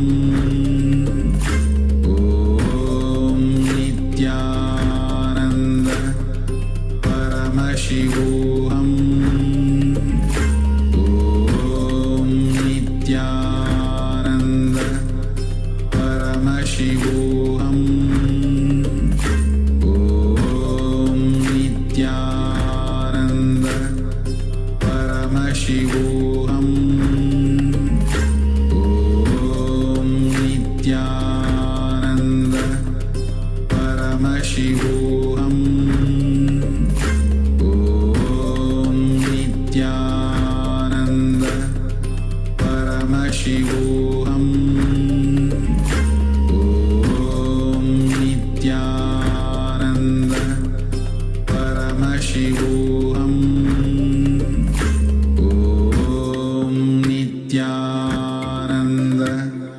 Paramashivoham Om Nithyananda Paramashivoham Om Nithyananda Paramashivoham Om Nithyananda Paramashivoham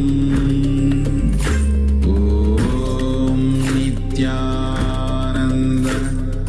Paramashivoham Om Nithyananda Paramashivoham Om Nithyananda Paramashivoham Om Nithyananda Paramashivoham Om Nithyananda Paramashivoham Om Nithyananda.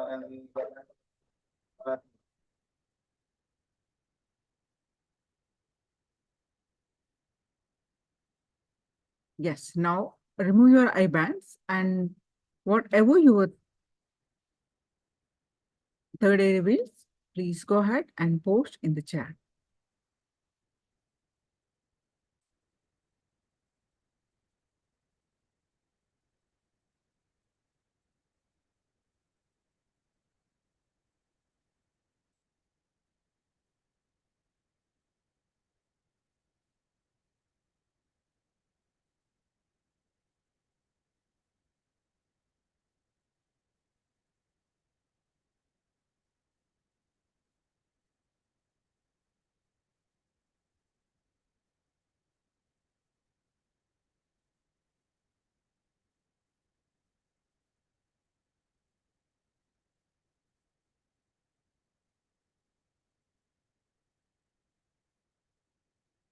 So how about all others? Some of you I see posted your responses. All of you should think immediately as you won't think anything now. Whatever your third eye reveal, immediately please post it.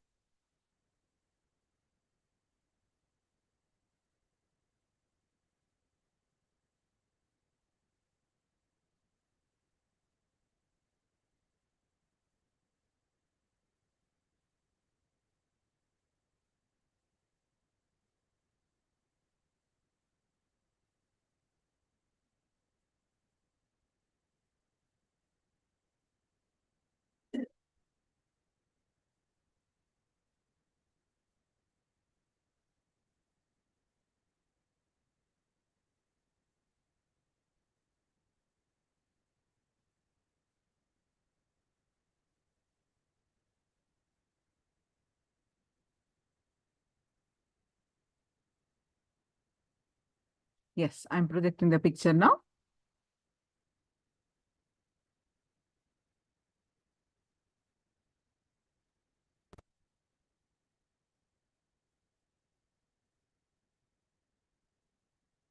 This is what I projected. So let me read your responses. Okay. What a word. Yes, Parameshwari, partial manifestation. And Marjani, see the bridge, river, sky, trees, and sun. Okay. A small, bright white light of effulgence. Okay, beautiful. A hand holding mace or hammer. All right. Yes. Now you started learning about genesis of your identity and how we have with one incompletion, how we divided into images or identities, the inner image, outer image, others image, and life image. How do we become complete? As long as there is images, there is a conflict, inner conflicts, powerlessness. First of all, how do we know the images, once the images form, the difference, the gap between the inner image, what we feel inside of us, what we project outside, the gap is self-doubt. So do the self-hatred and self-denial. So how do we understand about ourselves? When we know, how do we identify where exactly what is happening with our system? How do we understand? How do we bring understand? I mean to say, how do we bring to our awareness to what are the where we are stuck? What is our thought currents? When we listen to ourselves, isn't it? When we authentically listen to ourselves, our thought currents, we identify our incompletions, we identify where we are stuck, we identify our root thought currents. What is that we are repeating all the time? What is the thought current that we are stuck and repeating all the time? Honest self-reflection is when we listening to, that's a perfect honest self-reflection. That is what when we listen to ourselves. So let's understand Shravana. What is listening? How do we listen to ourselves to understand? To bring all that is there already in our in our unconscious, all these thought currents, incompletions, everything is there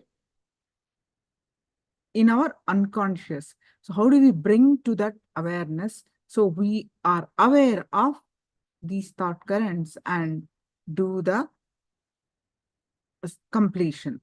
Listening is listening, right? Listening leads to completion.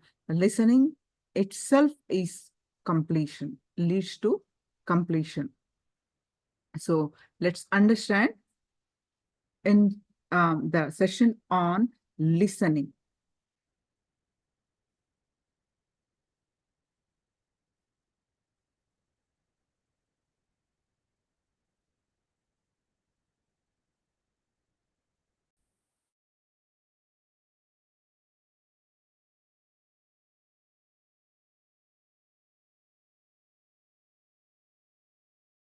Listening. Please listen.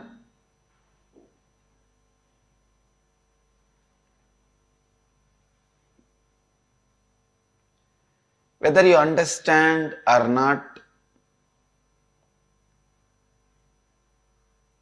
experience or not, believe or not, you are nothing but word. Understand? Please listen. You are nothing but word. You are just nothing but a word you create inside you, about world, about everything. The word you create inside you, about others, about everything. You are just that.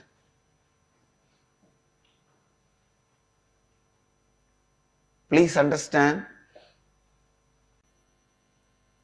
The modern day psychologists, researchers, the field of mind and psychology, they are saying you observe internalize only 2% of what is happening around you. If there are 100 informations, means visual, sound, if the 100 informations are happening around you, you internalize only 2. So please listen. The source of you is not what you hear, but what you listen.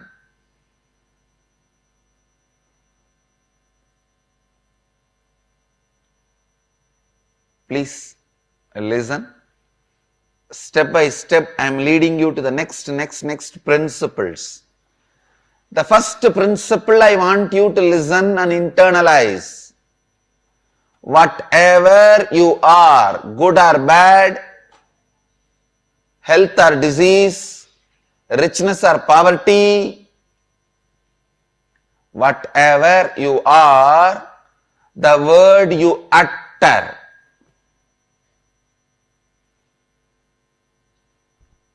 internally and outside, the words you utter, internally about you, externally towards others, the words you utter. The good news in this is, any mess you created about you can be corrected.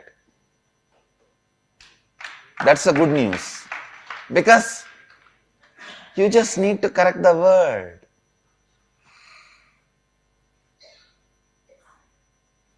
Second principle, I want you to know, what is the source of the words you utter inside about you and others? The words you listen. In this principles, the good news is,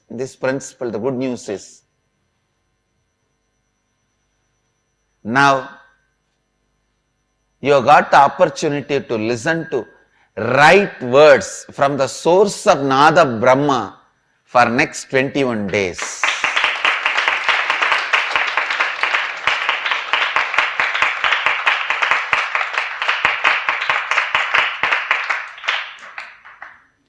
Understand, 21 days, amazing opportunity to listen to the words.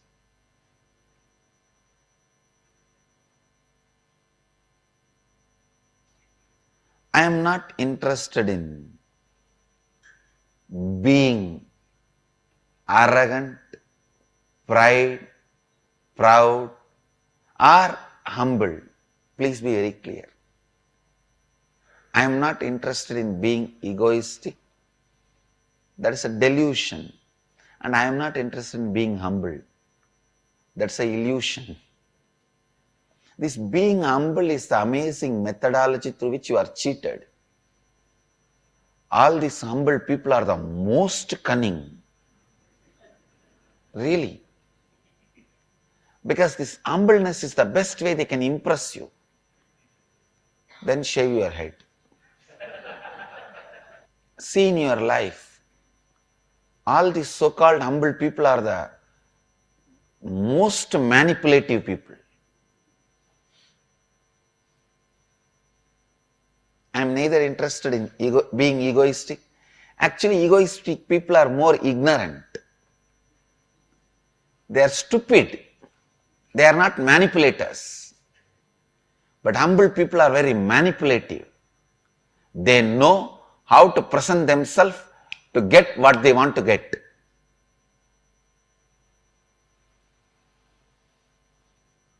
At least with egoistic guy, you can be very straightforward. I come to fight. You fight, we fight. But with these so-called humble people, they are such manipulators, don't even go near them. I am neither egoistic nor humble. I am not interested in manipulating you. And you have nothing which I can get. And you have nothing which I don't have. I am very clear. Understand? You don't have anything which I don't have. So I have no reason to manipulate. I am very clear and straightforward. I am telling you the truth as it is, not with arrogance or with any manipulative humbleness. The words which comes out of me is capable of materializing something, not just giving you the spiritual experience or the spiritual strength. It has already proved thousands of times. People ask me, Swamiji, how do you materialize wherever you want, whatever you want? And how do you awaken our Kundalini even if we are sitting thousands of miles away? It is just word, the power of word.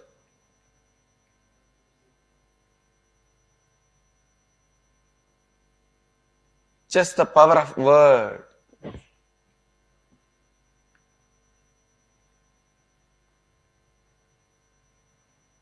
When you are completely listening to your source, the words you utter naturally creates a powerful impact on the reality. So next 21 days, you have the amazing opportunity to listen to somebody's words who is established in the source, who is in the eternal listening with himself. Nitya Shravana is Nitya Ananda. Eternal listening is eternal bliss. Listening to your source, eternal listening to your source is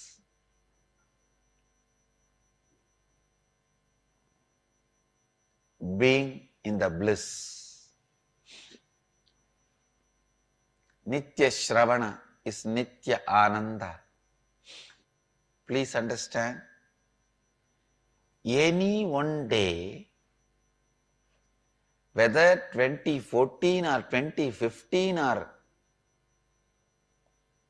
2016 or 2020 or 2050 or in the next Janma 2200 or 2500, you have to align yourself to this eternal listening, because that is your original space.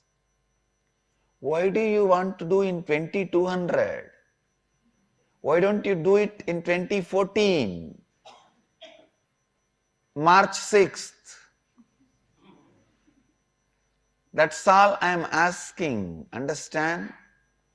You have to come back to your original space. You have to come back to your original space, I tell you. Listening is such a beautiful way of involving yourself with life. Participating with life without tiredness or boredom. The best way to participate with the life without tiredness or boredom is listening. I tell you, other than listening, any other participation will tire you and make you feel bored. Whether it is seeing or smelling or tasting or the touch pleasure, other than listening, everything can tire you and lead you to boredom. All the other senses can be closed. Eyes can never be closed, because God does not want you to stop listening even for a moment. That is why the system is created such a way. It is always open. and available. Listen. Listen.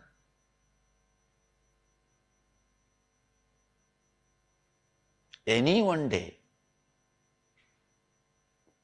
you have to come to the space of listening. Listening is like eternal romance,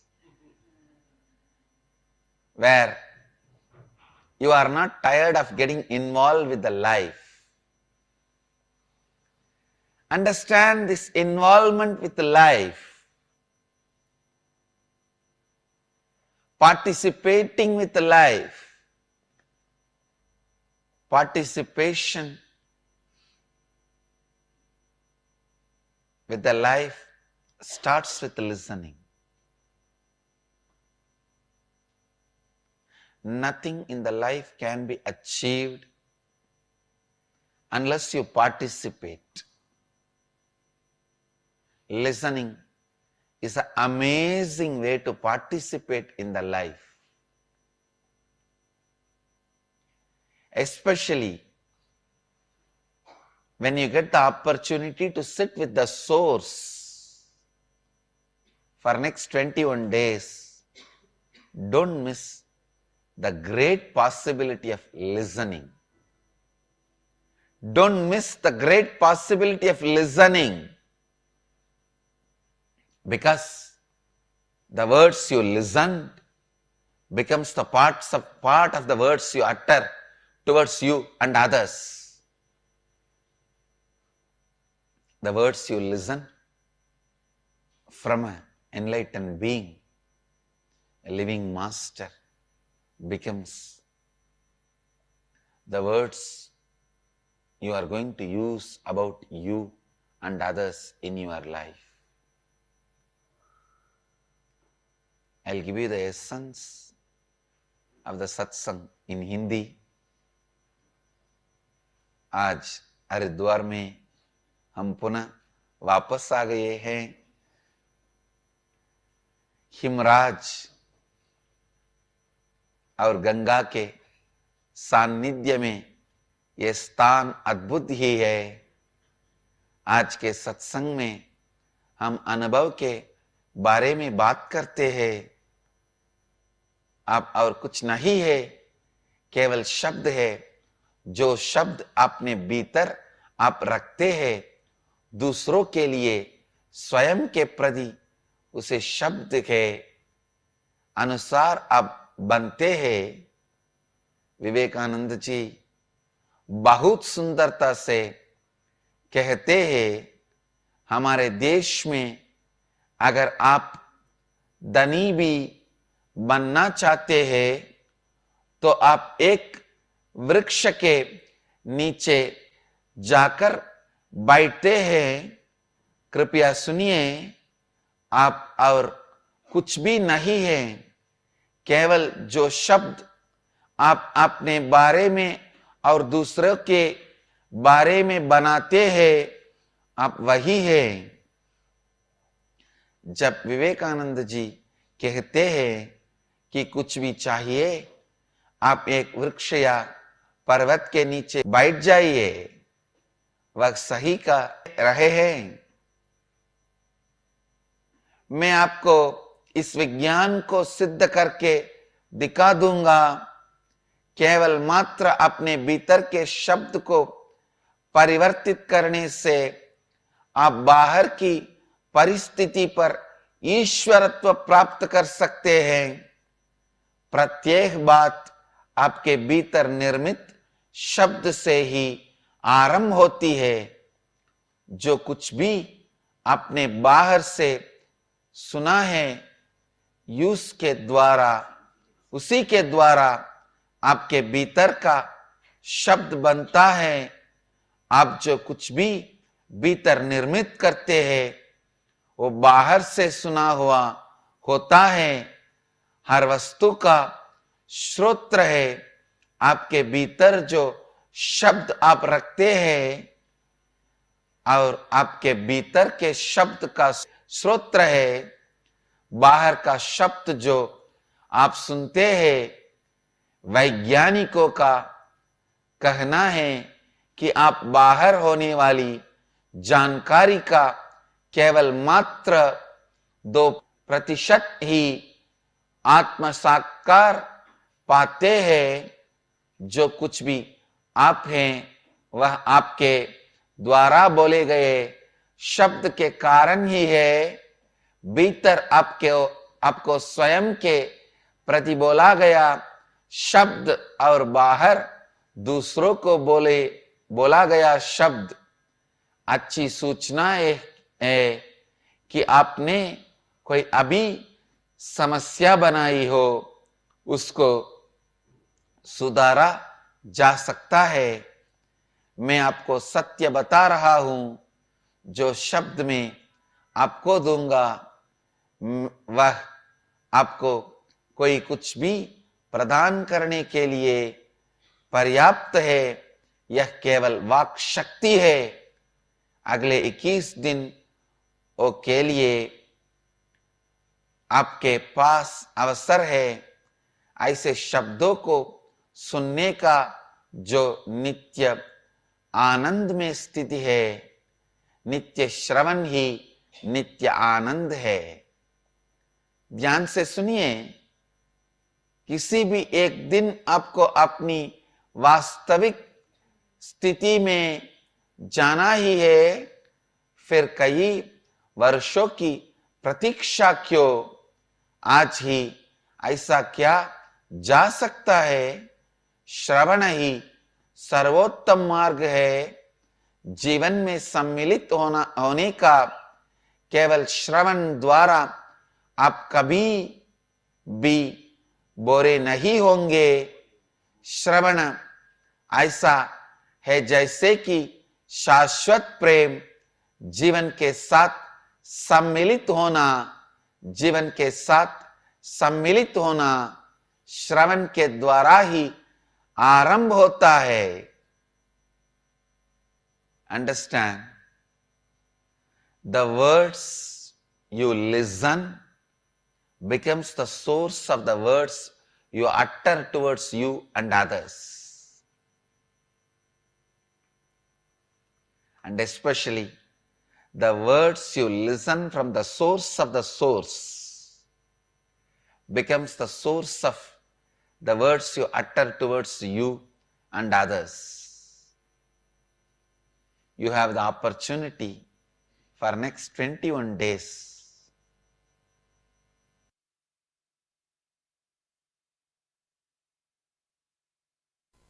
Please understand, whatever may be the reason, whatever may be the purpose, whatever you may want from this program, through this program, can happen in you by listening.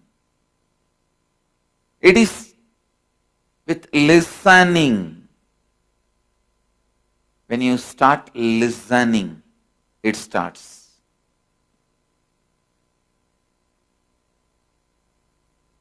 When I say listening, I don't mean just hearing. The default hearing, which all of us have. Let me define this default hearing and listening. Default hearing means you hear some words or sound. The moment you hear, some of your past incompletions stored in you, past memories, emotions, hangovers gets triggered in you.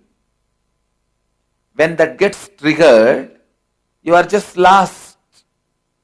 You are just lost in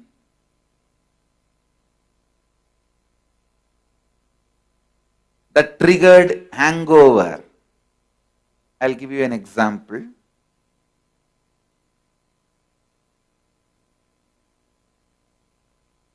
When you were 10, you went for a beach walk. There you saw few people attacking one person, and finally that fellow is dead. you saw literally a murder in front of your eyes. Naturally, you will run away from that place.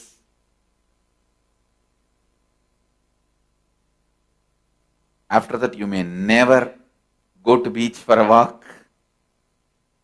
Or even if you get a chance to see the beach, you may remember only this painful memory. If you carry this incompletion, the moment I start speaking, I start uttering the word beach or a beautiful walk in the evening beach, the breeze of the evening beach. Here I am talking about the beautiful, loving, very soothing experience. But there in you, that incompletion gets triggered, you are already in the mood of that being terrorized, frightened, fear, carrying that hangover, that incompletion being triggered.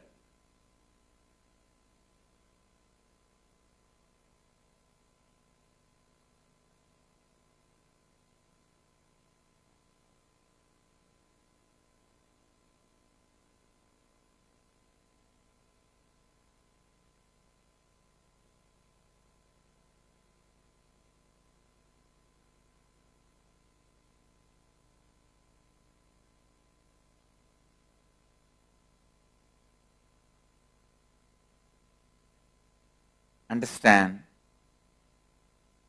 hearing and incompletions getting triggered and getting lost in those incompletions. Hearing, incompletions getting triggered and getting lost in those incompletions.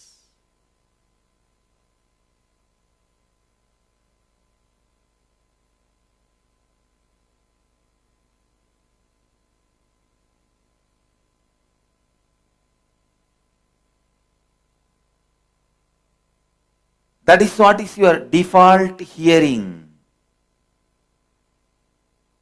Now, when I ask you to listen, I mean listen and internalize everything I am uttering without allowing the interference of that past hangover, incompletions.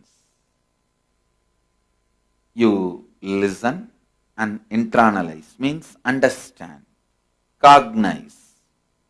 Then again listen, cognize, listen, cognize. This is like a binary action. 0, 1, 0, 1, 0, 1, 0, 1, 0, 1. Like the computer. How you hear the binary code in the computer. 0, 1, 0, 1. But if the incompletions get triggered and interfere, it is not 0, 1, 0, 1, 0, 1. It is like a 0, 1. Then again 0. The incompletions getting triggered stops the hearing and internalizing, hearing and cognizing, hearing and cognizing. This process gets disturbed. This process gets disturbed. Understand? When the hearing and cognizing is disturbed, you become tired. You get disturbed. And the listening gets broken.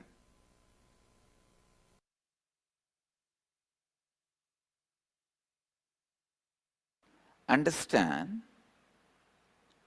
Today I wanted to expand on the power of listening and how it is directly connected to ability to handle sufferings, ability to handle reality. See, the inability to handle the reality is suffering. You need to know.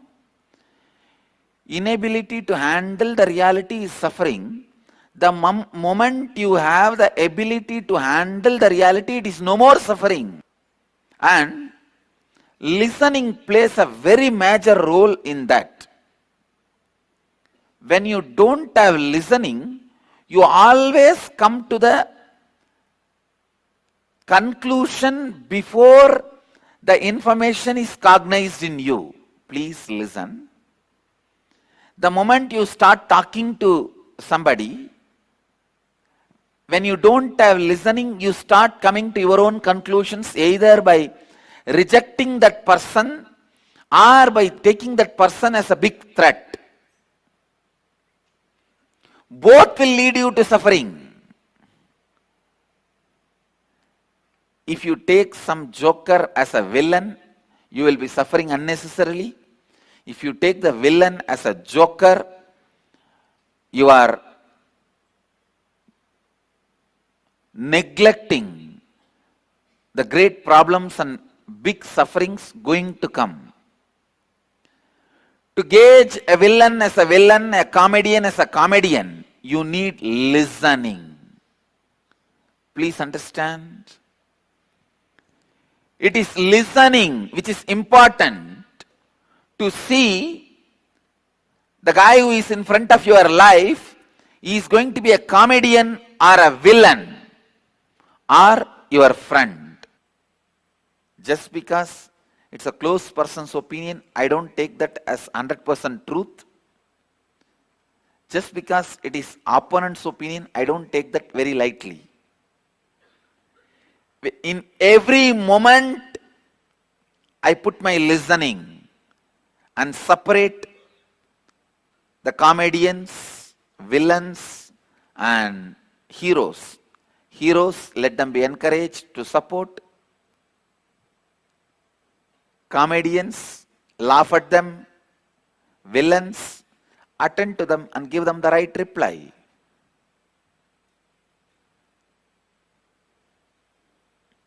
Please understand, listening is survival need.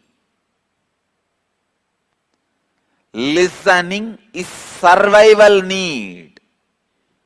If you just have listening towards your mind, it cannot cause any more suffering to you. Your mind is also one of the close attendants you have. Because of your confidence over that guy tries to give you all false information and exploits you. I have seen this happening. I have seen this happening. It is not that he is a criminal, but he does not have listening. People ask me, how can we get to the space of pure listening? How is it practically possible to be in listening? Each time in our so busy daily lives, I can give you simple few techniques. Listen to your heart whenever you have a suffering thoughts, panic attack. Whenever you are confronting something, listen to your heart. Listen to your blood flow. Listen to your liver. It will really help you. You will learn listening. Once in a while, sit with a tree. Sit with a river. Sit with a water body. When I say water body, I mean 100 times more quantity water than your blood level is a water body. It can be anything. It can be a tank, pond, river. I think your body carries almost 5 to 7 liters of blood based on your size. So around 700 liter water if it is there, it can be considered as a water body. Even a water tank, 700-liter water.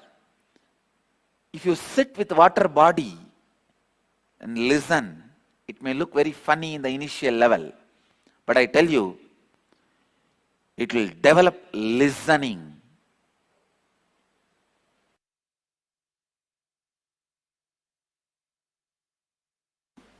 So understand, for the next 21 days, constantly remind yourself to practice this only one thing, listening. How many of you are ready to commit that you will be in the listening? Great. I need only this one commitment from you. Listening. How many of you did not raise the hand? Raise the hand now. No, there are many hands did not go up. I just wanted to know.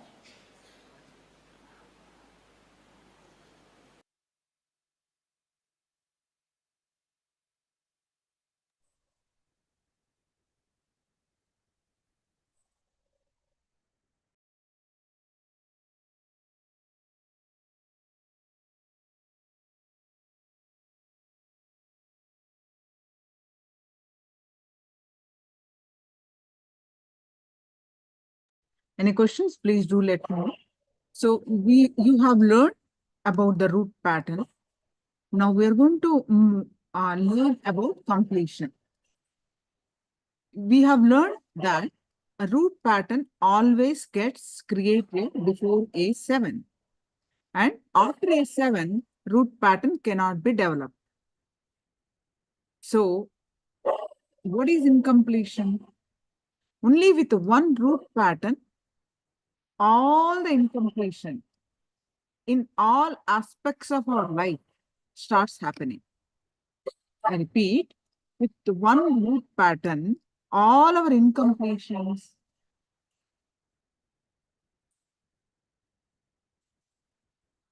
starts happening. So what is incompletion? Past thoughts, anything about the past, sitting now in the present, affecting the present is incompletion.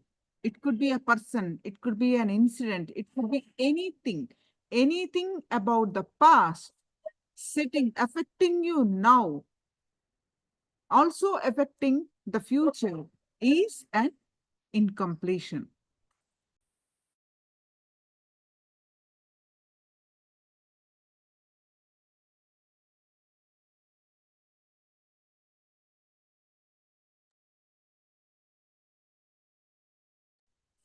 We have a saying here we have 2 ears and only one mouth for a reason, so that we can listen twice as much as we can. Yes, ma'am.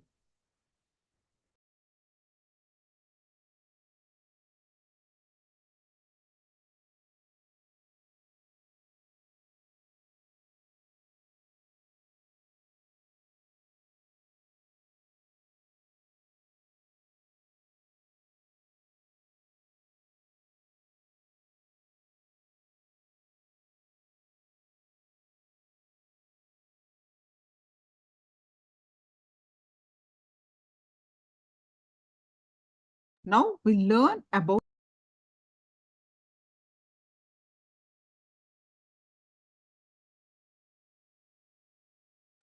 identify the root pattern. First, we'll listen about completion. Then we exercise about our incompletion and what is the root pattern to go ahead with the completion.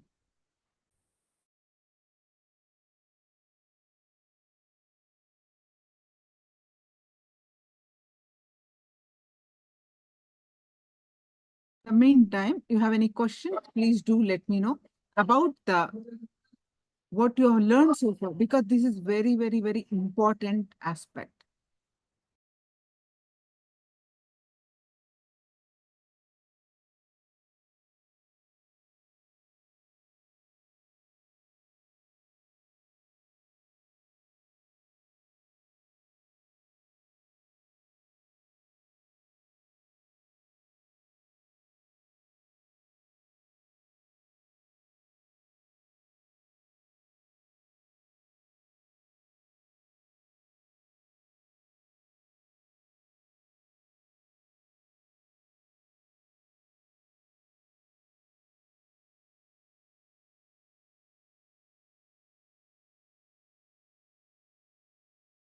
1. Try to remember the earliest, as far as your memory goes, the earliest first time you felt powerless, either by fear or guilt or weakness. First time when you felt powerless. It can be as simple as your mother made you sit on the dining table, or you were playing in the rain and your mother slapped you and dragged you inside the room, or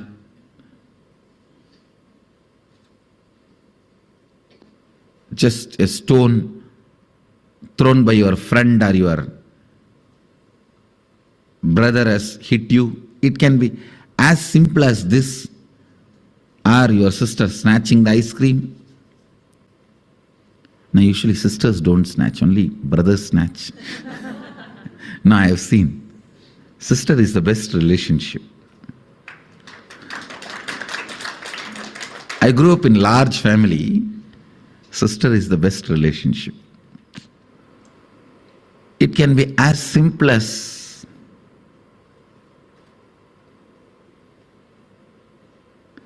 your mom gave one sweet extra to your younger brother. Your dad gave one cloth or jewel extra to your younger sister. It can be anything. First time when you felt powerless, what was your inner image? Means, what did you tell about you to you? What was your outer image? How you showed you to others? How you reacted to that situation? And what was your life image? Means, how did you judge others or life at that moment? Listen, what was your inner image? What was your outer image? What was your life image at that moment? It is almost like a surgery. You have to now cut yourself and see. It's a surgery, literally, because now you will remember an incident which happened at the age of 8.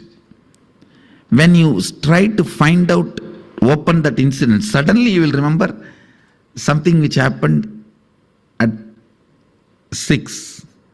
When you cut and start remembering that incident, suddenly it will open up something which happened at the age of 3. Earliest memory.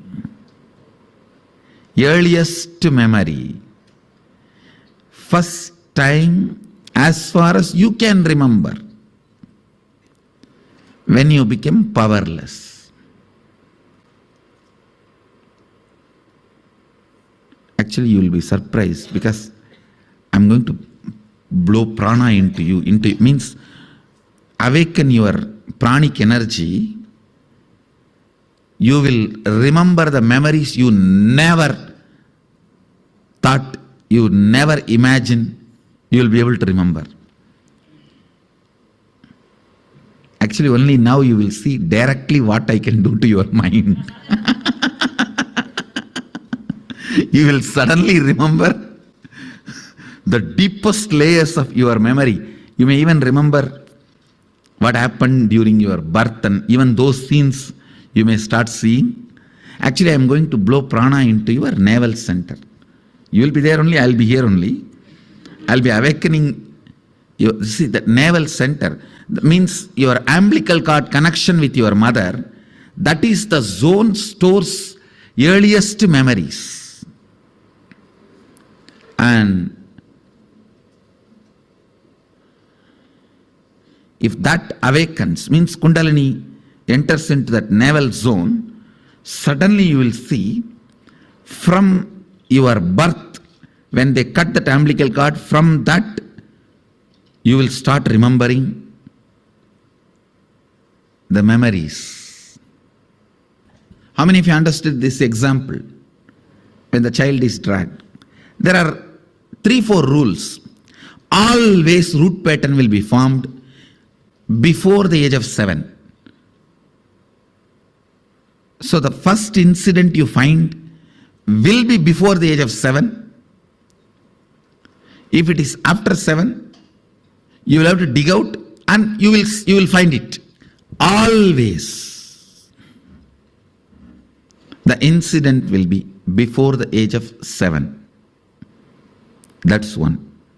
Second, all major sufferings, whether it is physical or mental, you go through in the life will be connected to that root pattern. It is the root pattern responsible for serious physical or mental sufferings you go through. It starts only from there. And blessed are those who complete with their root pattern when they are young or before it manifests as any serious disorder.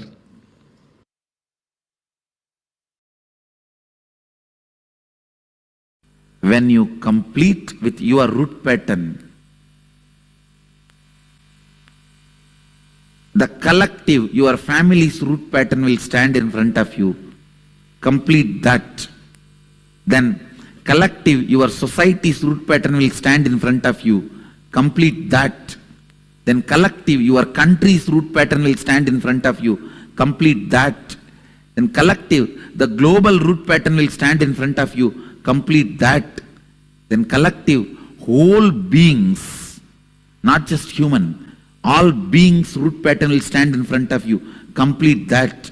Then the whole universal, the cosmic root pattern will stand in front of you. Complete that. Then you are Sadashiva.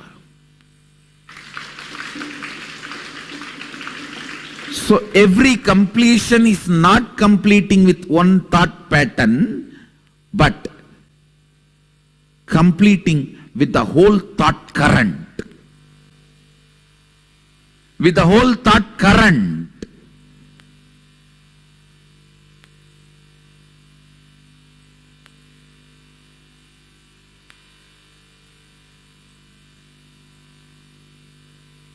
If you have a slight tiredness, boredom, headache after you wake up, change everything. Not just your pillow or bed. Everything. I'm not talking only about the external, internal. Change everything. The way you think, the way you perceive about life, the way you perceive about death, the ideas you have about God, the ideas you have about the universe, the ideas you have about you. Say, na iti, not this, not this.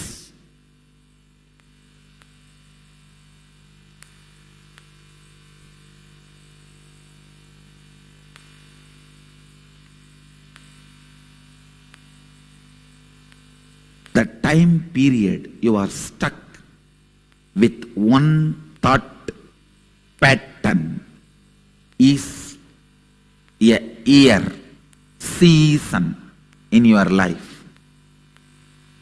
The time you are stuck in what thought current is life in your life. A thought current, the time you spend with one thought current in your long life is one life. Means the time between one life and death. Understand? Your life or death, your lifespan is not defined based on the number of years you are in a body. It is based on the time you spend with one thought current. That is why whenever you complete certain thought current and enter into a new thought current, whenever you are initiated into a new thought current, Vedic tradition calls you newborn.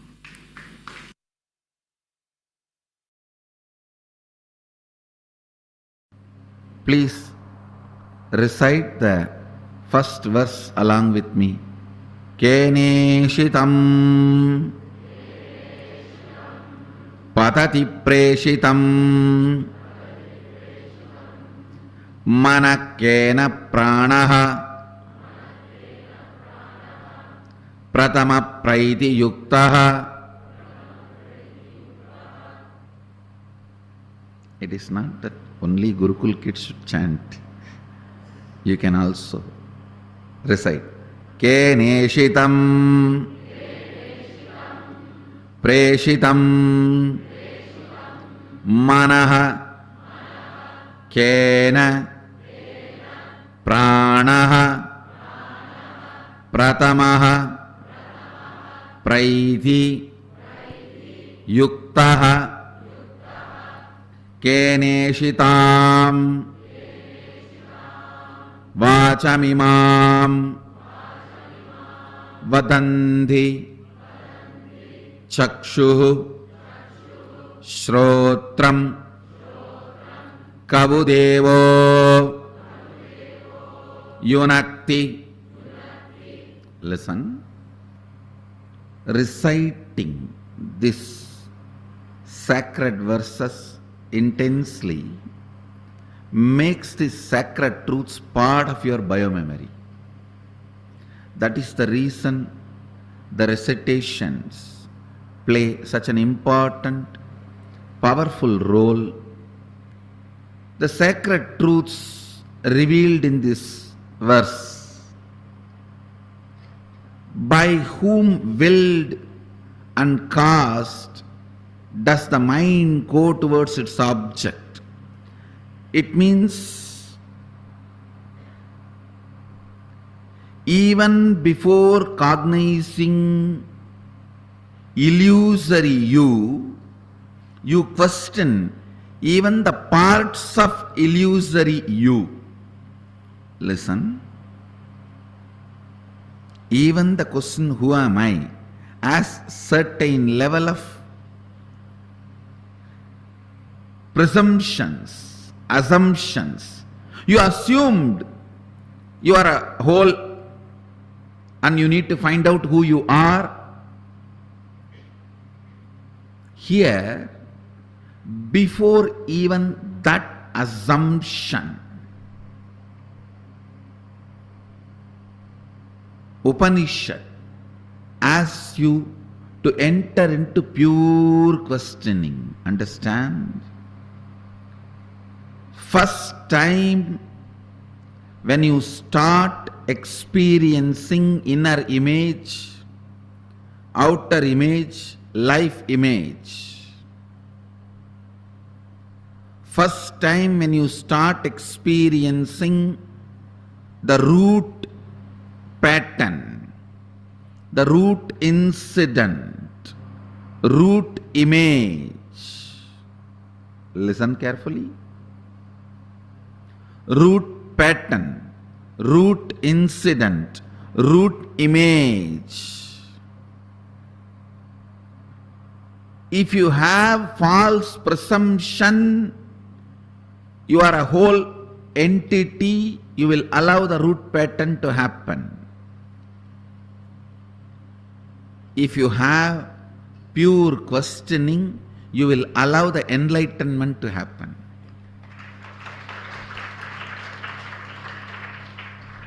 I know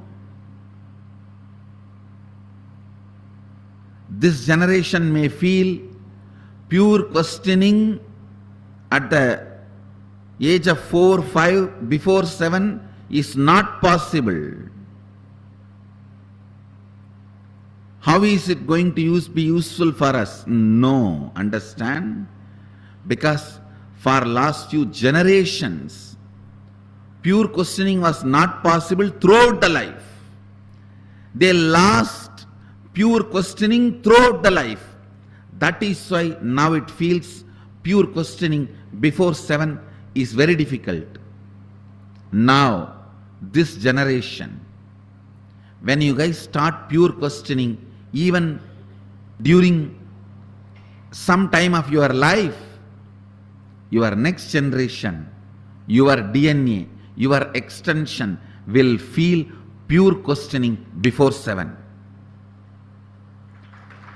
Pure questioning is all about the level of Kundalini Shakti, the level of mitochondria, cell energy, which comes to baby from father and mother. If the father and mother are seekers, that DNA gets into the baby. Baby will never have, child will never have root pattern. Even the first time he is put into powerlessness, he will not assume he exists, he will not create the inner image, outer image, life image based on his illusory false I. He will only start looking into by whom willed and caused does the mind go towards its object. Means,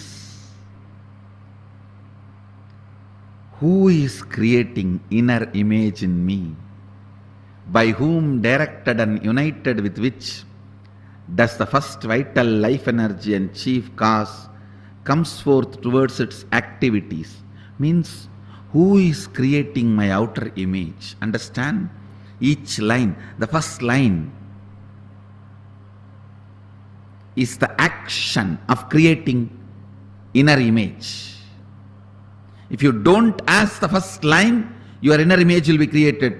If you ask the first line, you know what is the action creating the inner image. Listen carefully.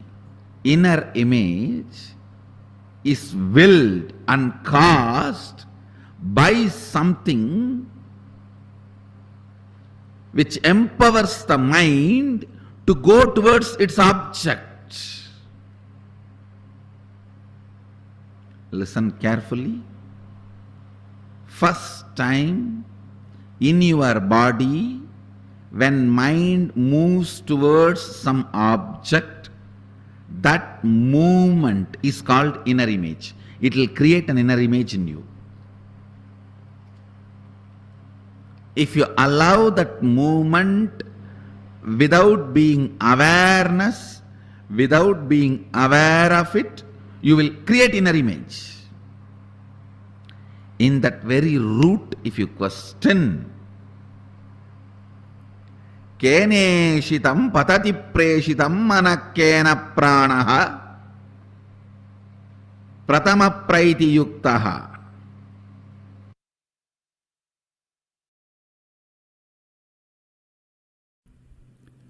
Basic truth. You are the ultimate, even when you manifest all the wrong things, because you manifest. You are manifesting. First statement. Second statement, listen. Listen to the second statement. Decision, will persistence. Decision, will persistence to manifest all the best things is the science of power manifestation. Listen. Nothing else is needed to be done from your side. Listen to the second statement. Nothing else need to be done from your side other than will persistence. Decision to manifest powers. The second statement I am repeating. Nothing else need to be done from your side other than will persistence. Decision to manifest powers. That is the second statement. Third statement, listen. Listen carefully. Nothing, second statement I am repeating, nothing else need to be done from your side other than simple will persistence and decision to manifest powers. Manifest your ultimate reality as you want to cherish. Actually, even if you are manifesting poverty, at one time you felt poverty is very cute and you decided to manifest, that is why you are manifesting. It is not imposed on you, you manifest it. If you are manifesting ill health, you felt at some time, you visualized it's too cute to be sick and getting attention of everyone. So that is why you manifest. If you are manifesting the victimhood mentality, at one time you enjoyed it, cherished it. That is why you are manifesting. Listen carefully. Everything you manifest, even now, you manifest so. Your decision to manifest what you want and will persistence is only required for you to manifest powers or whatever you want in your life. Listen. Third, Sadashiva is required in the form of the Guru just to make these first two statements as reality for you without you being distracted, disturbed by all other stupid theories and theologies. That's all. There will be so many people to tell you are sinner, you are slave, you are ordinary bound soul, to protect you from all of them, to defend you from all of them, to safeguard you from all those saviors. And to make this first two statement as your reality through Shakti Nipada, only Sadashiva in the form of Guru is required.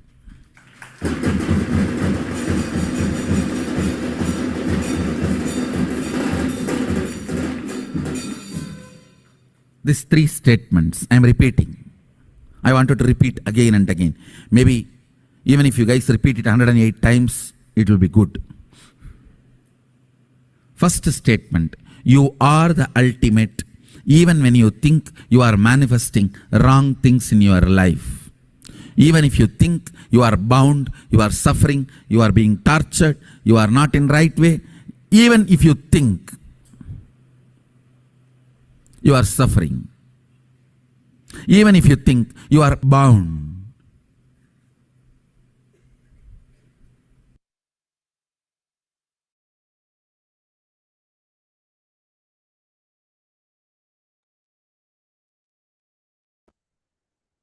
Yes. Now, let's find out our root pattern.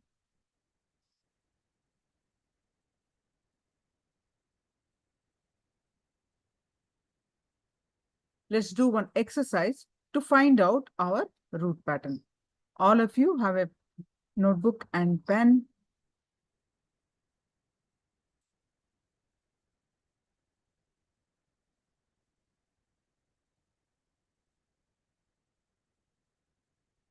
Identify the earliest incident which made you powerless.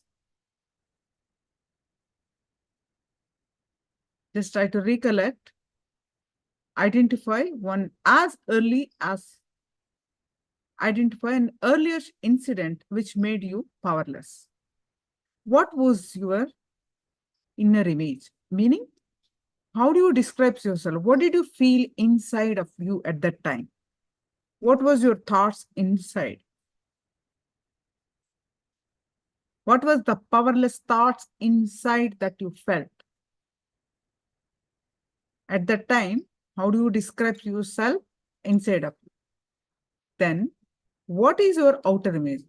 How do you project others? You projected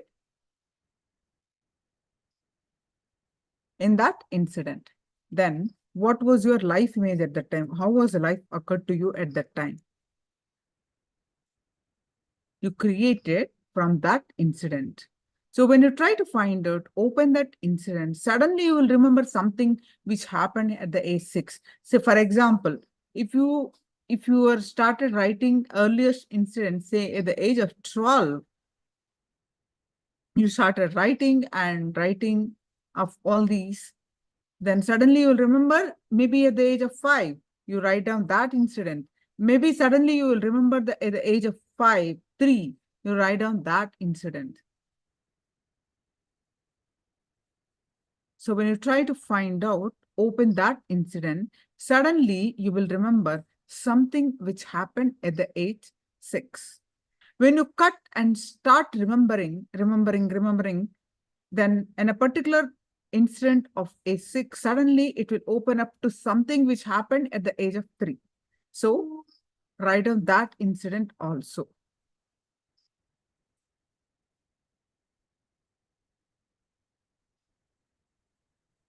So there is an example here, what Swamiji explained. If a child is playing in the rain, mother just slaps and bring the child and puts him in the house. The first inner image the child will develop: I am powerless, weak, orphan, victim. The child may not use these words, but this is what child feels: helpless.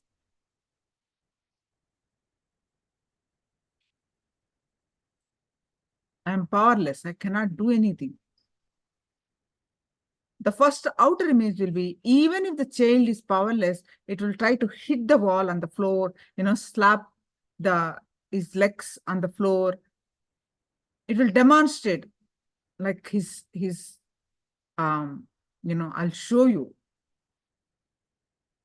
The outer image is, I'll show you, I have to survive. I will show you who I am. I am powerful. So, and the life image will be the image it will have about others. Meaning, who is in front of the child? Only mother. So the child may feel the mother is cruel, the mother is demon. You can't tolerate my happiness. Why are you doing this to me? See, understand, now you may think, I'm not saying you have negative opinion about your mother. No, you may think, no, my mother did it for me, for my health. Otherwise, I would have gotten some cold. I would have caught fever. So I would have died. All that, whatever you try to justify now, doesn't lead you to completion. What happened when you went through that incident, what that system damaged, what the system emotional turmoil that you went through, at that time, you will not have any of those justification at that time. So with that intelligence, you will create only this cognition. It does not lead you, it does not mean that you have now a complete negative opinion about your mother, but what you went through at that time, what the physiological, psychological turmoil that you went through at that time has to be completed. What were your thought currents at that time, what you felt inside of you, what you projected outside, and what was your life image? First time, when you felt so much powerless in life? So please write down that incident.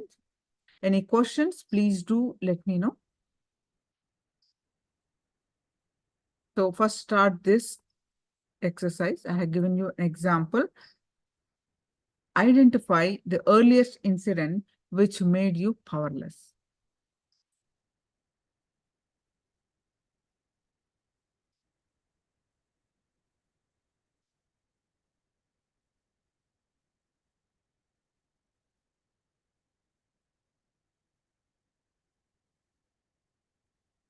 All of you, please quickly pen down.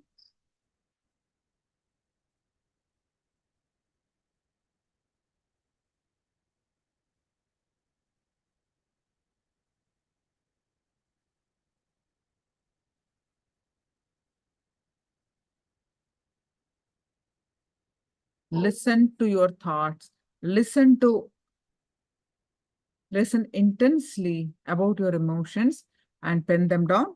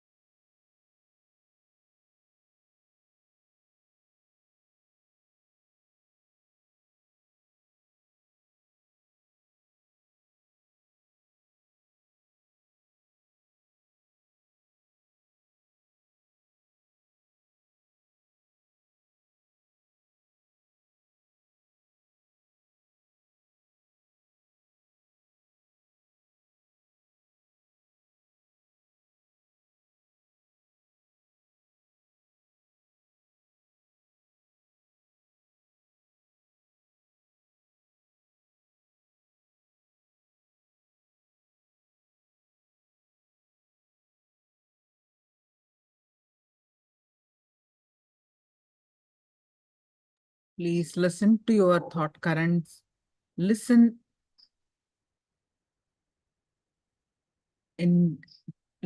about your inner self and identify the incidences and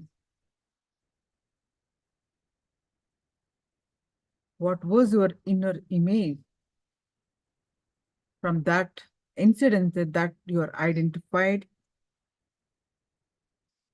What is your outer image that you projected in that incident, and what is the life image?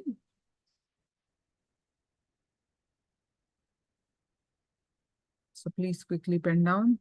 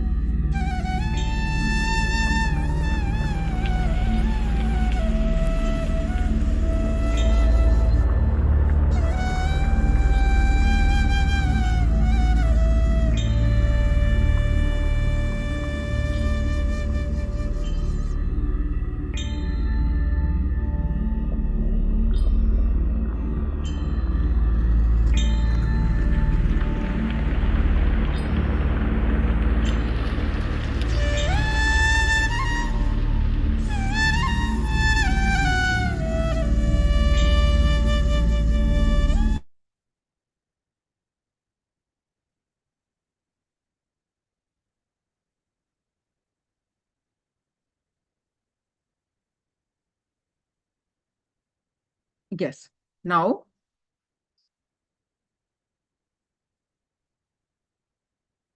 are you all done? Then we'll move to completion.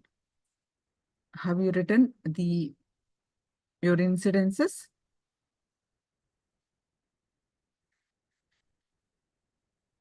Elizabeth ma, Jayanti ma, Agama Priya, Jenny, Parameshwari,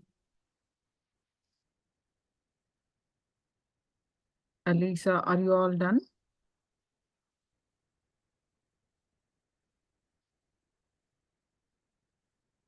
Not yet. How about others?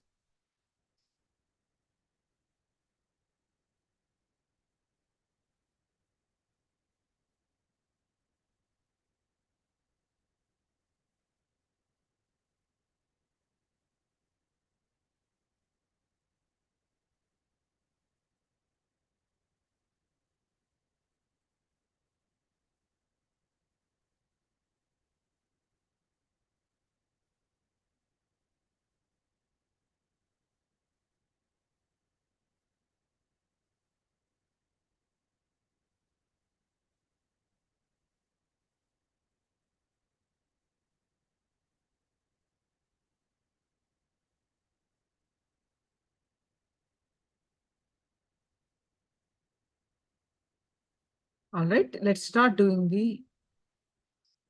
yes. For those of you have finished the writing, start doing the completion. Others, start writing, complete, finish writing, and start doing the completion. Let's continue.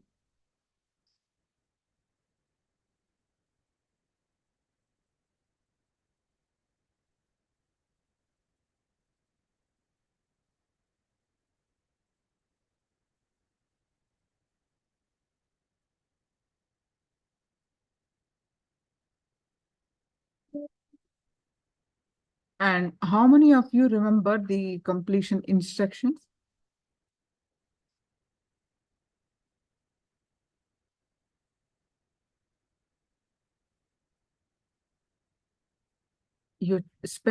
First step is spend few minutes, travel back to the incident, how you looked, what did you wear, where it was, the whole ambience. You should visualize it. You forget the current context, who you are now, your form now, how you look now, what is your current understanding about life, everything you forget, and you have to transport yourself back to how you were at that age, at that ambience. You spend few minutes to visualize to transport back to that incident. That is the first step. Otherwise, it becomes a remembrance, not a reliving. So when the incident happened, how you were, how you looked, what were your thought currents, all that visualize and become that. You spend some time. Then you start slowly relive the whole incident. When you start relive the whole incident, it relieves your system. The first thing that you need to remember is remembering is not reliving. What is the difference between remembering and reliving is remembering, you know who you are now, a 30-year-old person. What you are now, you remember now, and you try to recollect the incident, that is remembering. That doesn't lead you to completion. You have to forget the current context. You have to transport back to the age that you are in. Then you have to relive. And do not justify like the girl playing in the rain, the mother dragged her out. If she thinks that a mother did it for only my good health, that is not completion. Justification is not completion, because what happened at that time, the psychological, physiological, all that down that you went through, that has to be completed. You may have the great intense love for your mother now, but what happened at the age, that has to be completed. So please go ahead and these 2 points you remember and relive the whole incident with every minute details. If you have any questions, please do post it in the chat.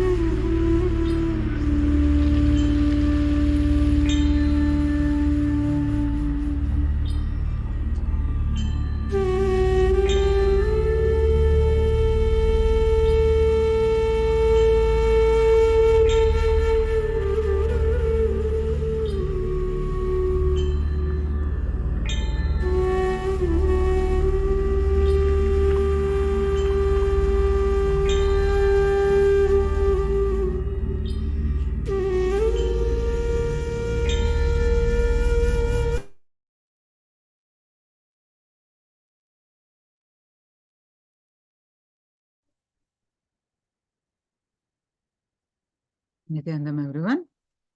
If you have any question, do let me know. And the completion should be everyday practice. Like how you take shower every day, how we brush our teeth every day. Completion should be a daily practice. Then only we carry the space of completion.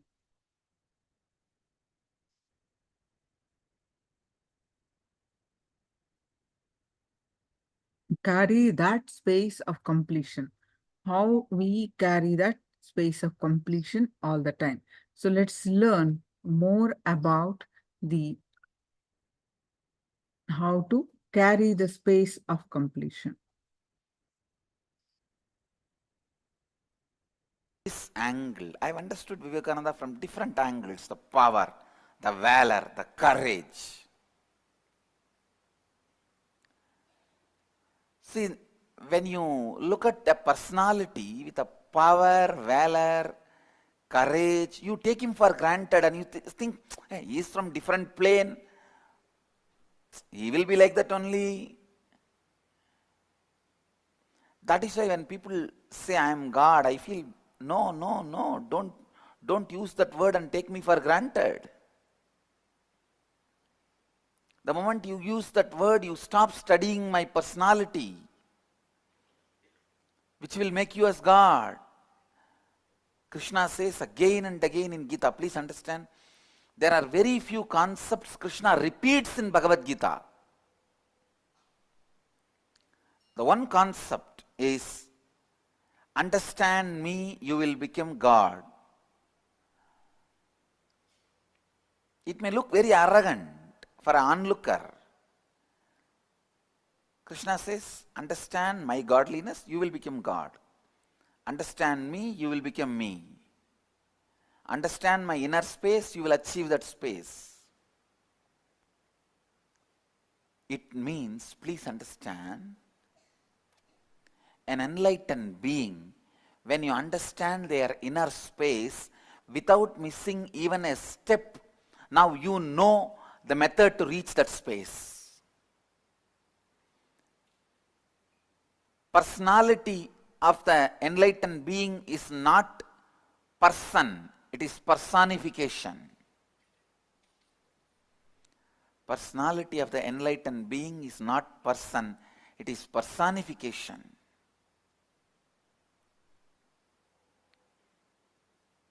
When you grasp personality of an enlightened being, suddenly you know why you are like you are, why you are the way you are, why you think the way you think, why you behave the way you behave, why you talk the way you talk. You know. You know.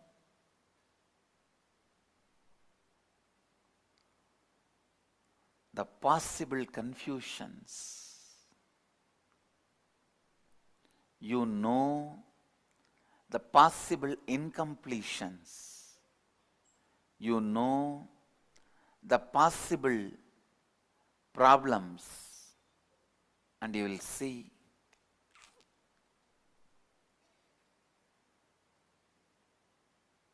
you will simply know the methodology to experience completion. I tell you,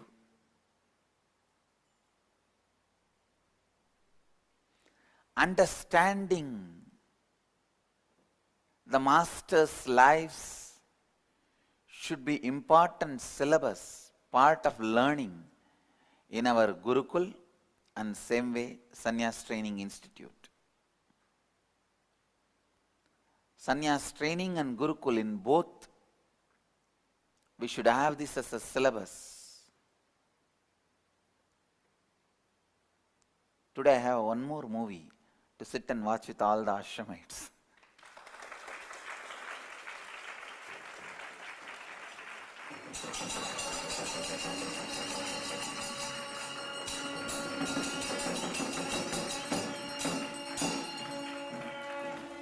All Chaturvarna are going to sit and watch one more movie with me.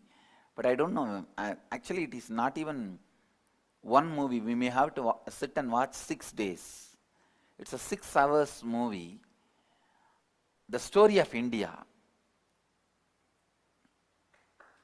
It's by BBC. BBC has done it. It's available in the YouTube also. Of course, I may not agree with all the ideas he expresses, but I agree with more than 80% of his ideas. Other than few small things like unfortunately he mentions about this Aryan invasion theory, which is already widely discredited, and other than Indians, nobody believes in Aryan invasion theory, other than some chota-mota useless old universities which does not change the syllabus for last 50 years. No, really. In Tamil Nadu, if you study the diploma of mechanical engineering, you will see the antique machines which will never be seen in the real industry or factory, which is no way available. See, antiques are great to be seen in museum, but not as a training. You can't give training with antique pieces. At least the Polytechnic where I studied all the machines, you can directly keep them in museum. British period lathe, Mughal period drilling machine.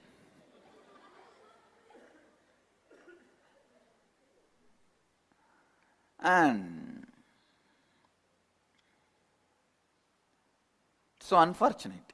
You can't take training with that, because the modern day, if you enter the factory, you will not see one machine with which you worked and learned. So India still suffers with that. All these modern day universities are useless, third rate. Never they update their syllabus. During the independence, whatever was designed as syllabus, it is there. Indian universities are almost like Indian Airlines. Indian Airlines, all the aircrafts bought during the independence, all the air hostess appointed during independence.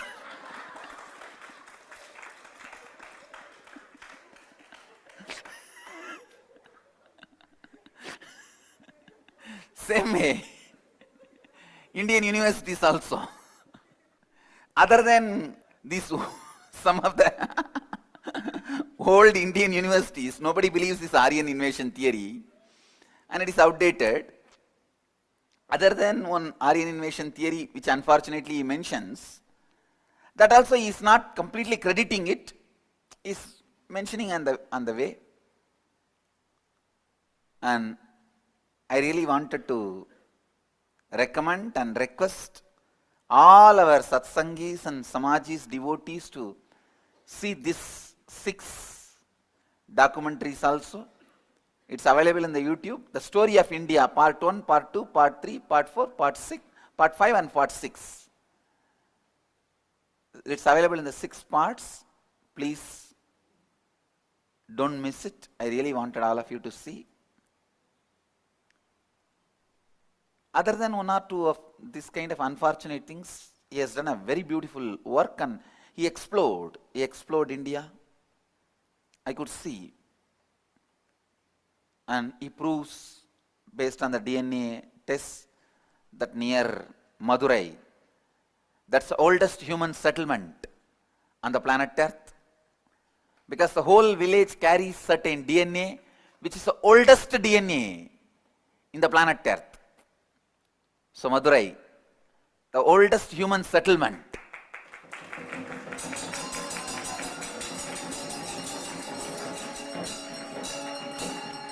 And when they discovered one man with the DNA, they were shocked.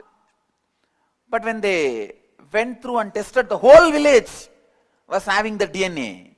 And the whole thing he presented is beautiful.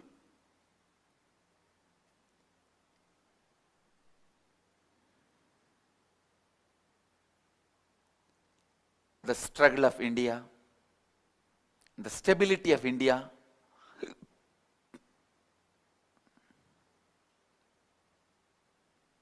Maybe after all of you see the documentary, I will talk about it.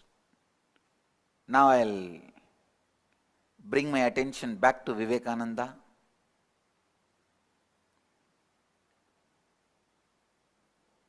When you see the valor and courage of a person, there is every possibility you take him for granted and miss all the humanly struggles he had to go through, all the humanly tortures he had to go through with the human beings for whom he is sacrificing his life, who don't understand or recognize his sacrifice. Because they don't understand and recognize his sacrifice, they go on abusing, torturing, making his life more difficult. I have seen the very Hindus for whom I wear this sacred arts jewelry abuse me, saying that why he is wearing so much of golden jewelry. The fool should know I'll be happy to have just one piece cotton kavi with which I always lived and enjoyed. Still in my personal life, I live with that one piece cotton kavi, maybe 3 meter. I wear this to tell you the glory of you, your past, your inheritance. It is not to tell my glory, it is to tell your glory. It is to remind your glory.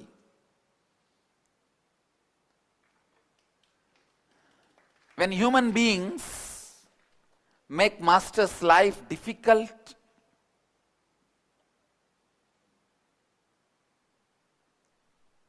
what all they have to go through,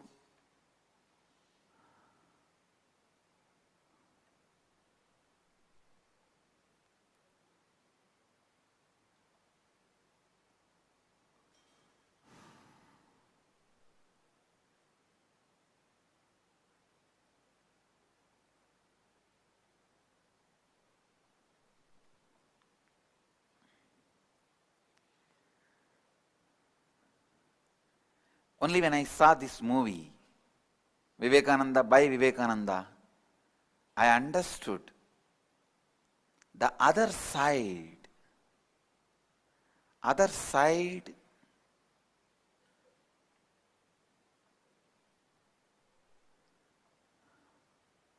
What they went through, what he went through, what he has to go through in his life. I tell you, when you understand a master's life without taking any one of his dimensions for granted, if you take his dimensions for granted, you won't analyze, internalize. You will just stop looking at it. When you see his simplicity, don't say, don't take it for granted. Look in, internalize. When you see his powers, don't take him for granted saying he's God. No, look in, internalize. When you see his sacrifice, dedication, don't take him for granted saying he's an enlightened being. No, look in, internalize.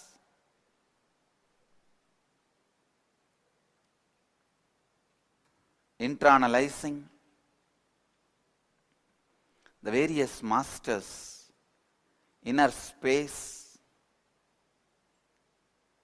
from different dimensions brings those very space, understanding and completion in you. Power of Vivekananda is the space of completion he carried, which nobody is able to disturb. Nobody is able to distract. Single man in 10 years awakened India to its original glory, to its glorious past. Understand, the beauty of Indian history is, if you are awakened to the glorious past, not that you will be brooding about your past, you will know the method to bring that past into the future.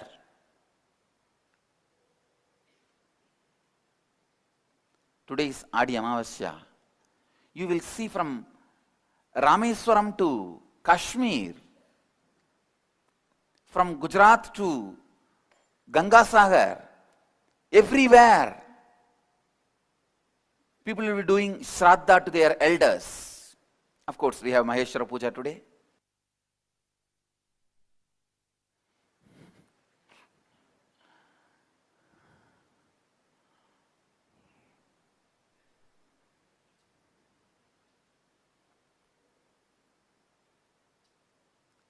You will see how, when there was no communication system established, how did this happen?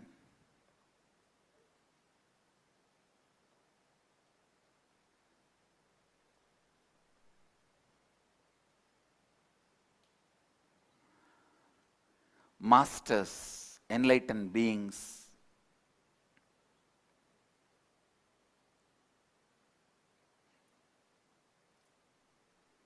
just by the space they carried, the power of completion, they sent such a strong thought currents. Everywhere the human beings experience same way of thoughts, same way of thinking. That's the only way they could have spread all these. In the morning, what is done in the words uttered, the sounds created in Varanasi temple and Rameshwaram temple will be same. See, now you have so many communication method, but what about those days?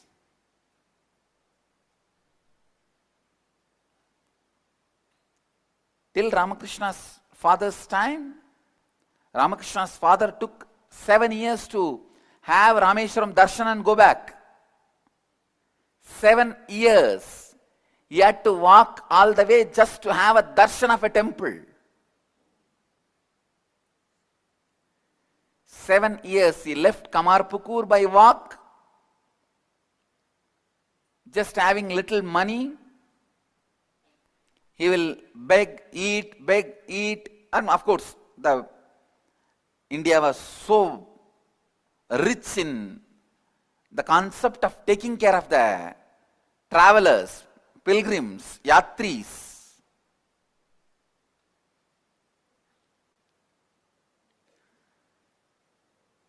He walks all the way to Rameshwaram. I don't know how he crossed the ocean. Maybe he would have taken the help of the fishermen and crossed by boat. I don't think those days there was Pamban bridge or anything. He asked the darshan of Rama, Rameshwaram and Ishwara.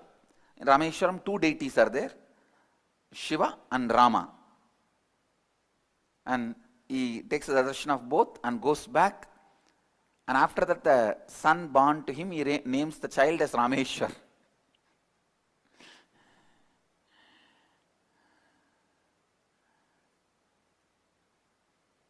How this happened? Please listen. Dhyan se suniye. Come to the space of listening. When you are in the space of completion, the ideas you release gets awakened in all human beings without even you conveying verbally. They just wake up to that idea.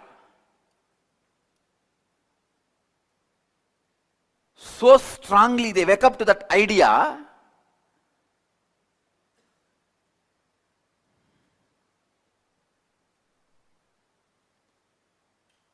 everywhere the truths, that ideas are received respected, lived.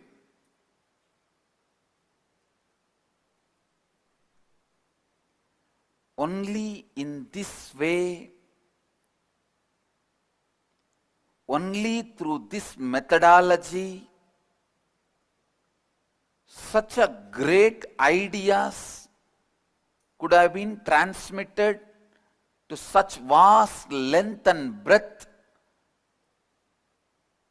without communication system. There is no other way. I tell you, even Vivekananda, he can't wake up a country which is sleeping for around 1000 years in 10 years. His whole public life is only 10 years, you should know. 1893, September 11, he appeared in Chicago, first public lecture. 1902, less than 10 years. 1902, July 4th, he left the body.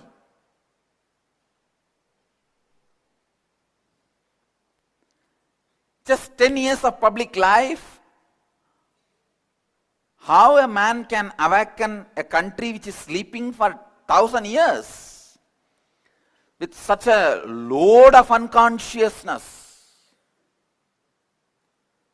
With such a load of unconsciousness.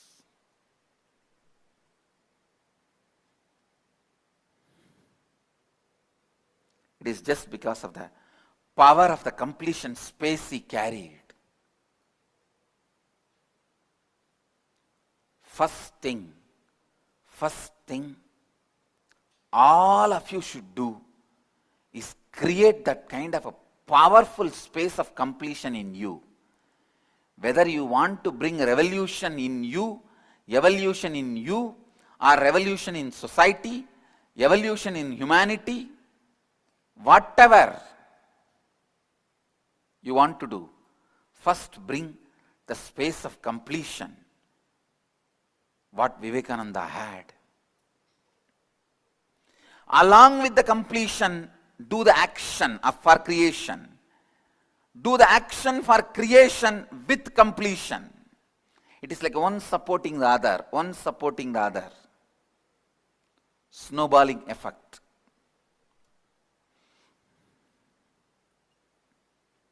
Your creation should support completion, completion should support creation. In Sanskrit we have two words, pravritti, nivritti. Pravritti means more incompletions leading to more and more incompletions. Incompletion you carry makes you do many actions which leads to more and more incompletions. Pravritti. The completion you carry leads to more and more completion is nivritti.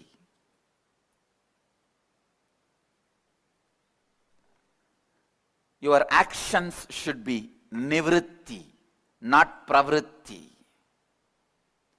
It should be nivritti based, not pravritti based. Vivekananda was such a being established in nivritti, established in completion, established in the space of completion, not incompletion, in the completion.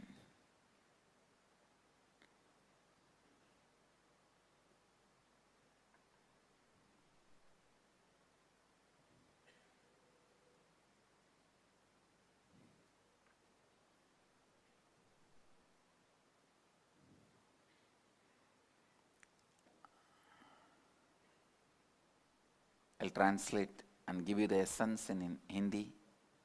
आज सत्संग का विषय है स्वामी जी, आप सब मुझे स्वामी जी कहकर बुलाते हैं, किंतु मैं स्वामी जी शब्द को केवल विवेकानंद जी को बुलाने के लिए ही उपयोग करूंगा। विवेकानंद जी का त्याग, उनका समर्पण उदाहरणीय है। पहले मैंने स्वामी विवेकानंद जी के बारे में 14 वर्ष की आयु में पढ़ा था, किंतु मैंने कभी विवेकानंद जी का ये मनुष्य पहलू कभी नहीं देखा था। भगवान कृष्ण लगातार भगवत गीता में कहते हैं कि मुझे समझो, मेरा अंतर आकाश समझो और आप स्वयं भगवान बन जाओगे। जब आप एक अवतार पुरुष को समझते हैं, आप जान जाएंगे कि आप जैसे हैं वैसे क्यों है। आप सभी संभव समस्याएं, संभव अपूर्णताएं जान जाएंगे। संन्यास प्रशिक्षण और गुरुकुल दोनों ही में अवतार पुरुषों के जीवन के बारे में सीखना बहुत महत्वपूर्ण है।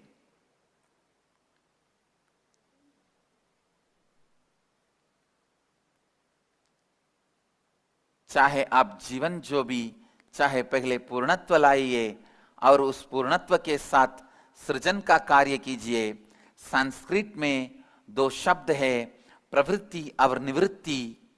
प्रवृत्ति का अर्थ है अपूर्णता से और अधिक अपूर्णताओं का जन्म होना। निवृत्ति का अर्थ है पूर्णता से और अधिक पूर्णताओं का जन्म होना। विवेकानंद जी निवृत्ति की स्थिति में स्थापित थे। Understand, when you are established in nivritti, anything you think just becomes reality. Listen, anything you think, if it is not becoming reality, work on establishing yourself on nivritti, means completion. क्योंकि अचेत मनुष्य स्वामी विवेकानंद जी का त्याग नहीं समझ पाए। उन्होंने लगातार विवेकानंद जी को शोषित किया। इस चलचित्र विवेकानंदा बाई विवेकानंदा देखने पर ही मैंने उनका मानवीय पहलू समझना, ना कि केवल उनका दैवी पहलू। यदि आप किसी भी अवतार पुरुष का कोई भी पहलू देखते हैं, स्वयं के अंदर देखिए और आप में उस पहलू की खोज कीजिए। अवतार पुरुष केवल अपने अंतर आकाश की शक्ति पर, अपनी पूर्णत्व के आधार पर पूरे ब्रह्मांड को परिवर्तित कर सकते हैं। जब आप पूर्णत्व की स्थिति में है, तो जो विचार आप में है वो अन्य लोगों में भी जागृत हो जाते हैं, बिना आप शब्दों द्वारा उन्हें बताए ही।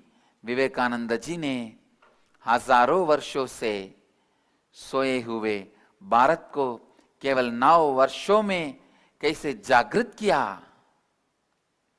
केवल उनके विशाल पूर्णत्व की स्थिति में स्थापित अंतराकाश के कारण ही यह संभव था।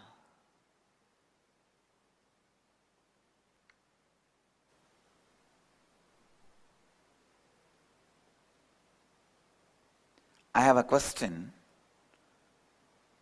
from a devotee. I'll answer the question. Please read out the question.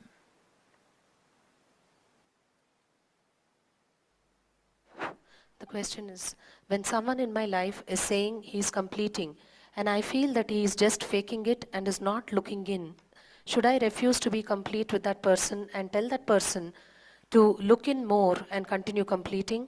Or should I be standing in completion myself and accept that person's completion? Will me being complete leave that person naturally in completion? It's a nice question. When someone in my life is saying he is completing and I feel that he is just faking it and is not looking in, please understand, all doubting others is self-doubt. This is the rule of thumb. Understand this rule. All doubting others is self-doubt. I think I've answered the whole question.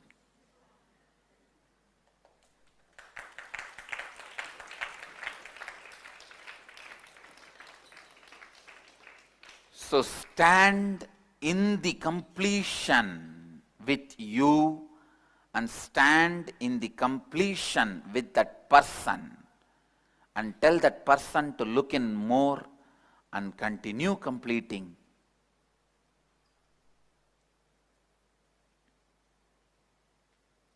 Stand in the completion.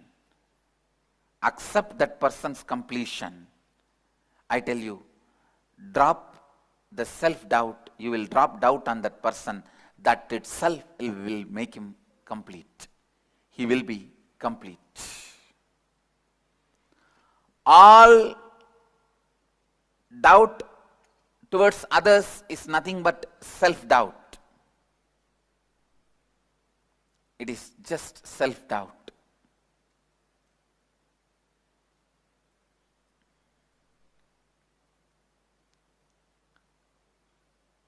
When you are in the path of pravritti, means incompletion leading to more and more incompletion,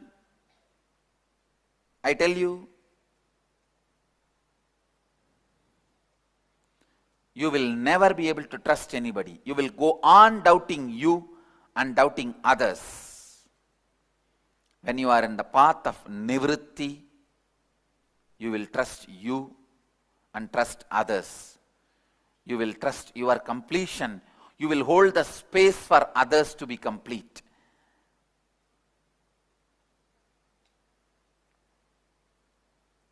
People around Vivekananda carried so much incompletion about themselves and Vivekananda. Those days, Indians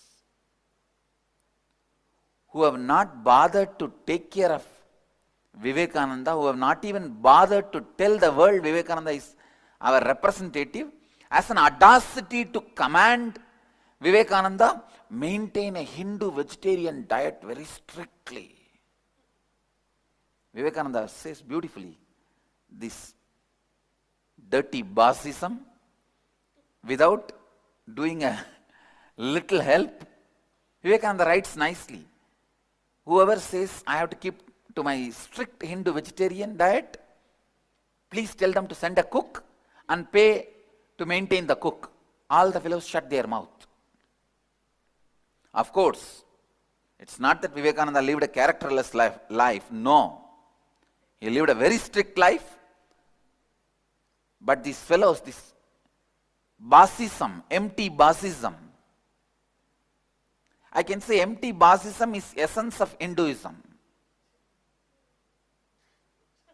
Really. Just go on boss around people without bothering or caring or concern. You become a big guy.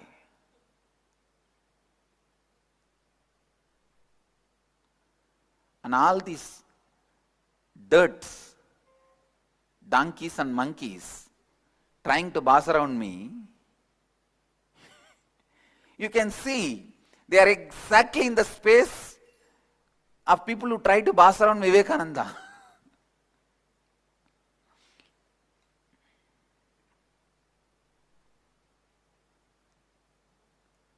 I could see one man's sacrifice.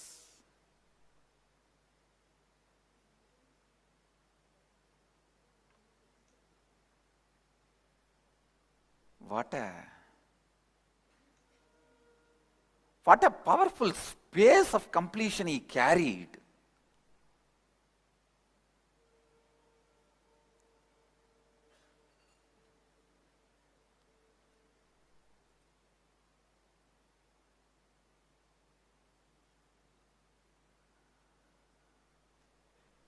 So much of incompletions people carried towards him. He swallowed everything and stood, awakened the country, made them all complete.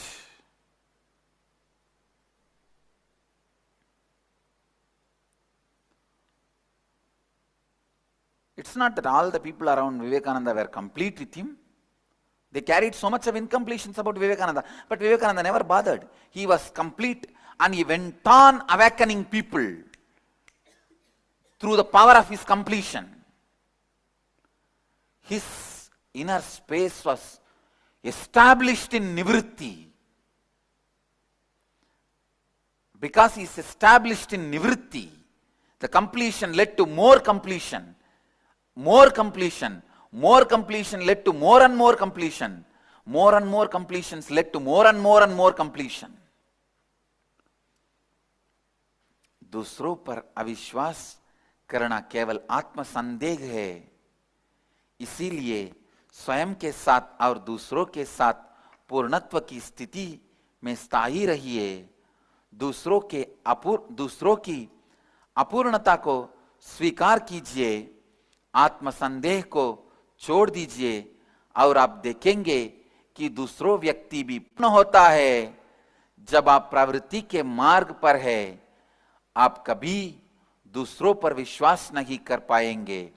जब आप निवृत्ति के मार्ग पर है, आप स्वयं और दूसरों पर विश्वास कर पाएंगे और पूर्णत्व की स्थिति में स्थायी रहेंगे।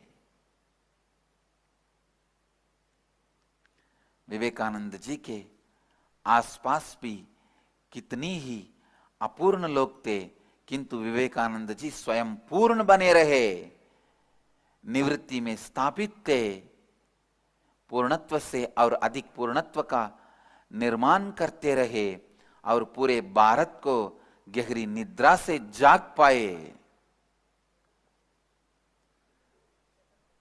निद्रा से जगा पाए, गहरी निद्रा से जगा पाए। Understand, at least I have a luxury of having my disciples around me. If you listen, be with me, otherwise do what you want to do and live your life. Leave. Problem ends. But with Vivekananda, he did not even have a luxury of having his own disciples. He has to work and die with Ramakrishna's disciples. Whatever is said and done, all the people who worked with him are brother disciples, not his disciples. Brother disciples who go on questioning his authority and measuring him, judging him every moment, whether he is aligned to Ramakrishna's words or not. Doing this dirty alignment dance. It's not a joke if somebody is constantly nagging you saying, "Oh, Master Bolechen, Master Bolechen, Thakur Boleche, Thakur Bolche, Ramakrishna said that, Ramakrishna said this, you are living like this, you are doing this." Why Ramakrishna said what he said at that moment? Only he knows.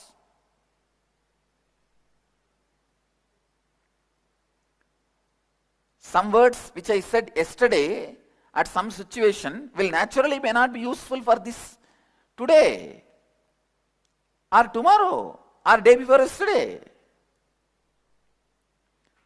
Without knowing the context, using the word, he had to go through the whole torture. Because people who lived around him are not his disciples. They were all Ramakrishna's disciples. Unfortunately, by that time he evolved a battalion of his disciples, his own disciples. He left the body.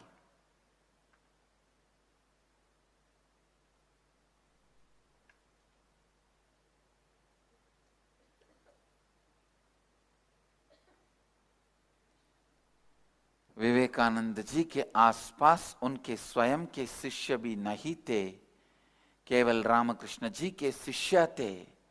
लगातार उन पर संदेह करते रहे कि वे रामकृष्ण जी की शिक्षा से संरेखित है कि नहीं।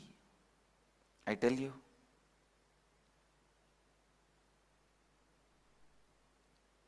the power of completion, the space Vivekananda carried, oh God, is literally Shiva, Mahadeva, who could swallow any poison and awaken people.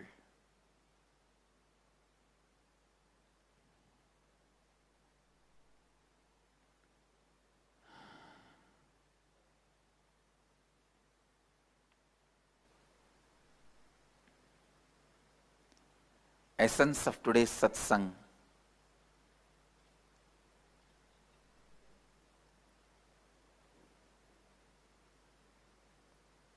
Carry a powerful space of completion, nivritti,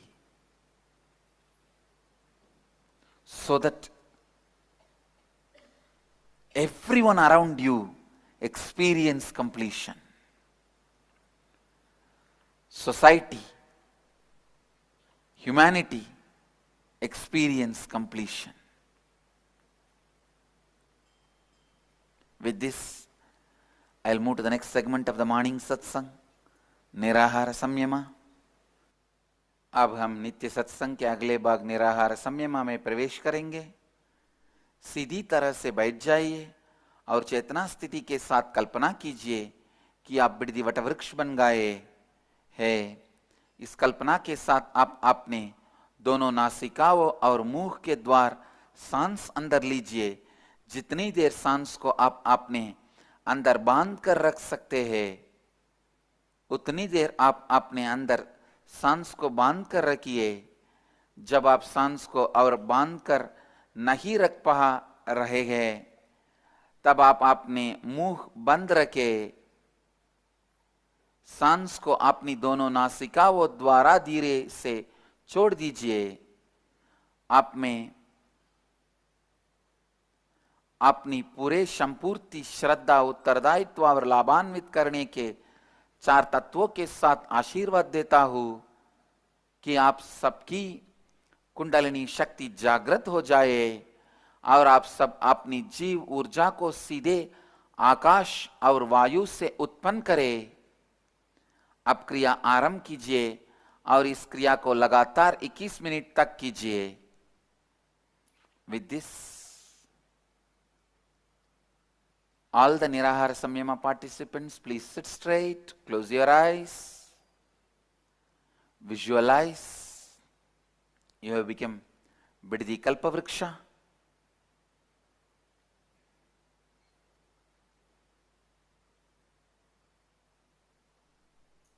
Inhale through both the nostrils and the mouth. Hold as long as you can. Exhale through both the nostrils. Do this pranayama for next 21 minutes, visualizing you have become Biddi Kalpavriksha. I bless you all with my integrity, authenticity, responsibility and enriching. Let you all experience Kundalini awakening. Let you all produce the energy directly from space. Live health, bliss and enlightenment. Namah Shivaya. Inner awakening. Stunning health recoveries. 100% cure for depression.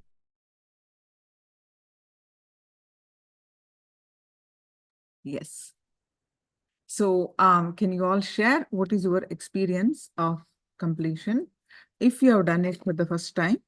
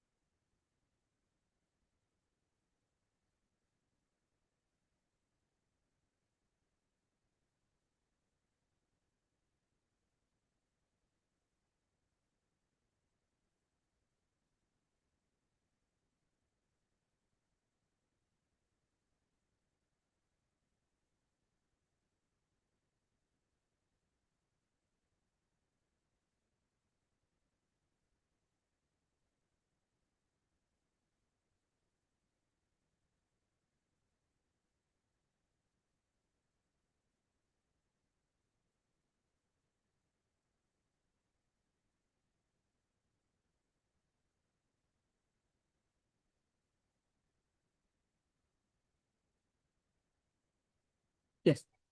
Now let's do the consciousness over matter power manifestation. So please get your object of a coconut preferable, otherwise bring a round fruit. So we're going to do the consciousness over matter power manifestation.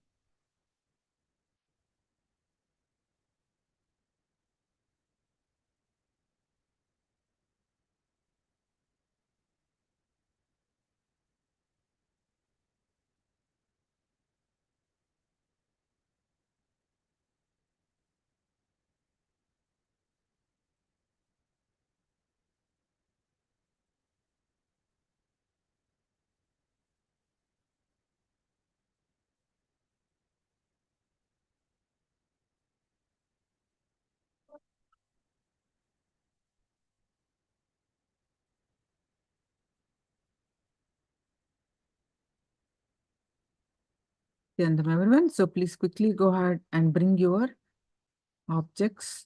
Ready?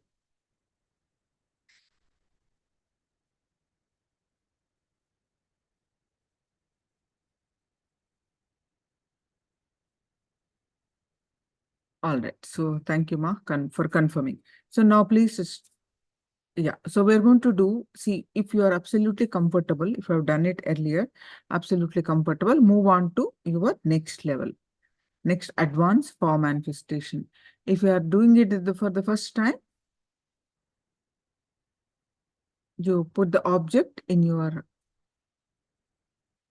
palm, a straightened palm. And now sit straight with your head, neck, back, straight line. Sit straight. You know, you may, you do not need to close your eyes unless you want to. So sit straight with your head, neck, back, straight line. Visualize Swamiji's form in your third eye. Bring your awareness completely on your third eye.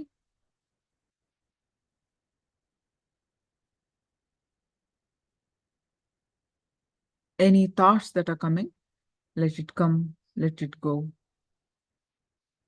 Now start chanting the Mahavakya. Om Nithyananda Paramashivoham. Start chanting the Mahavakya and experience the space of oneness. With the space of oneness, declare the object in your hand to move, to roll. Let's start. Start chanting the Mahavakya.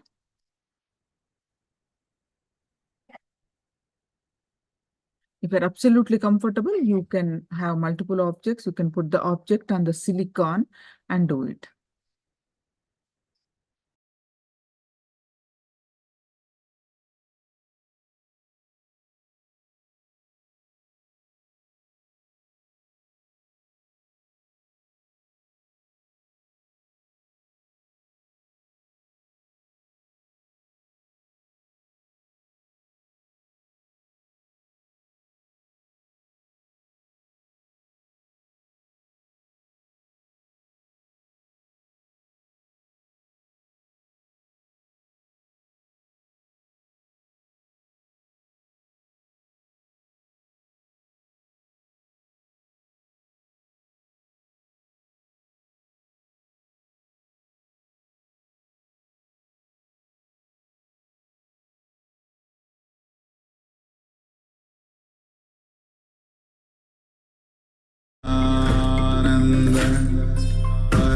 Paramashivoham Om Nithyananda Paramashivoham Om Nithyananda Paramashivoham Om Nithyananda Paramashivoham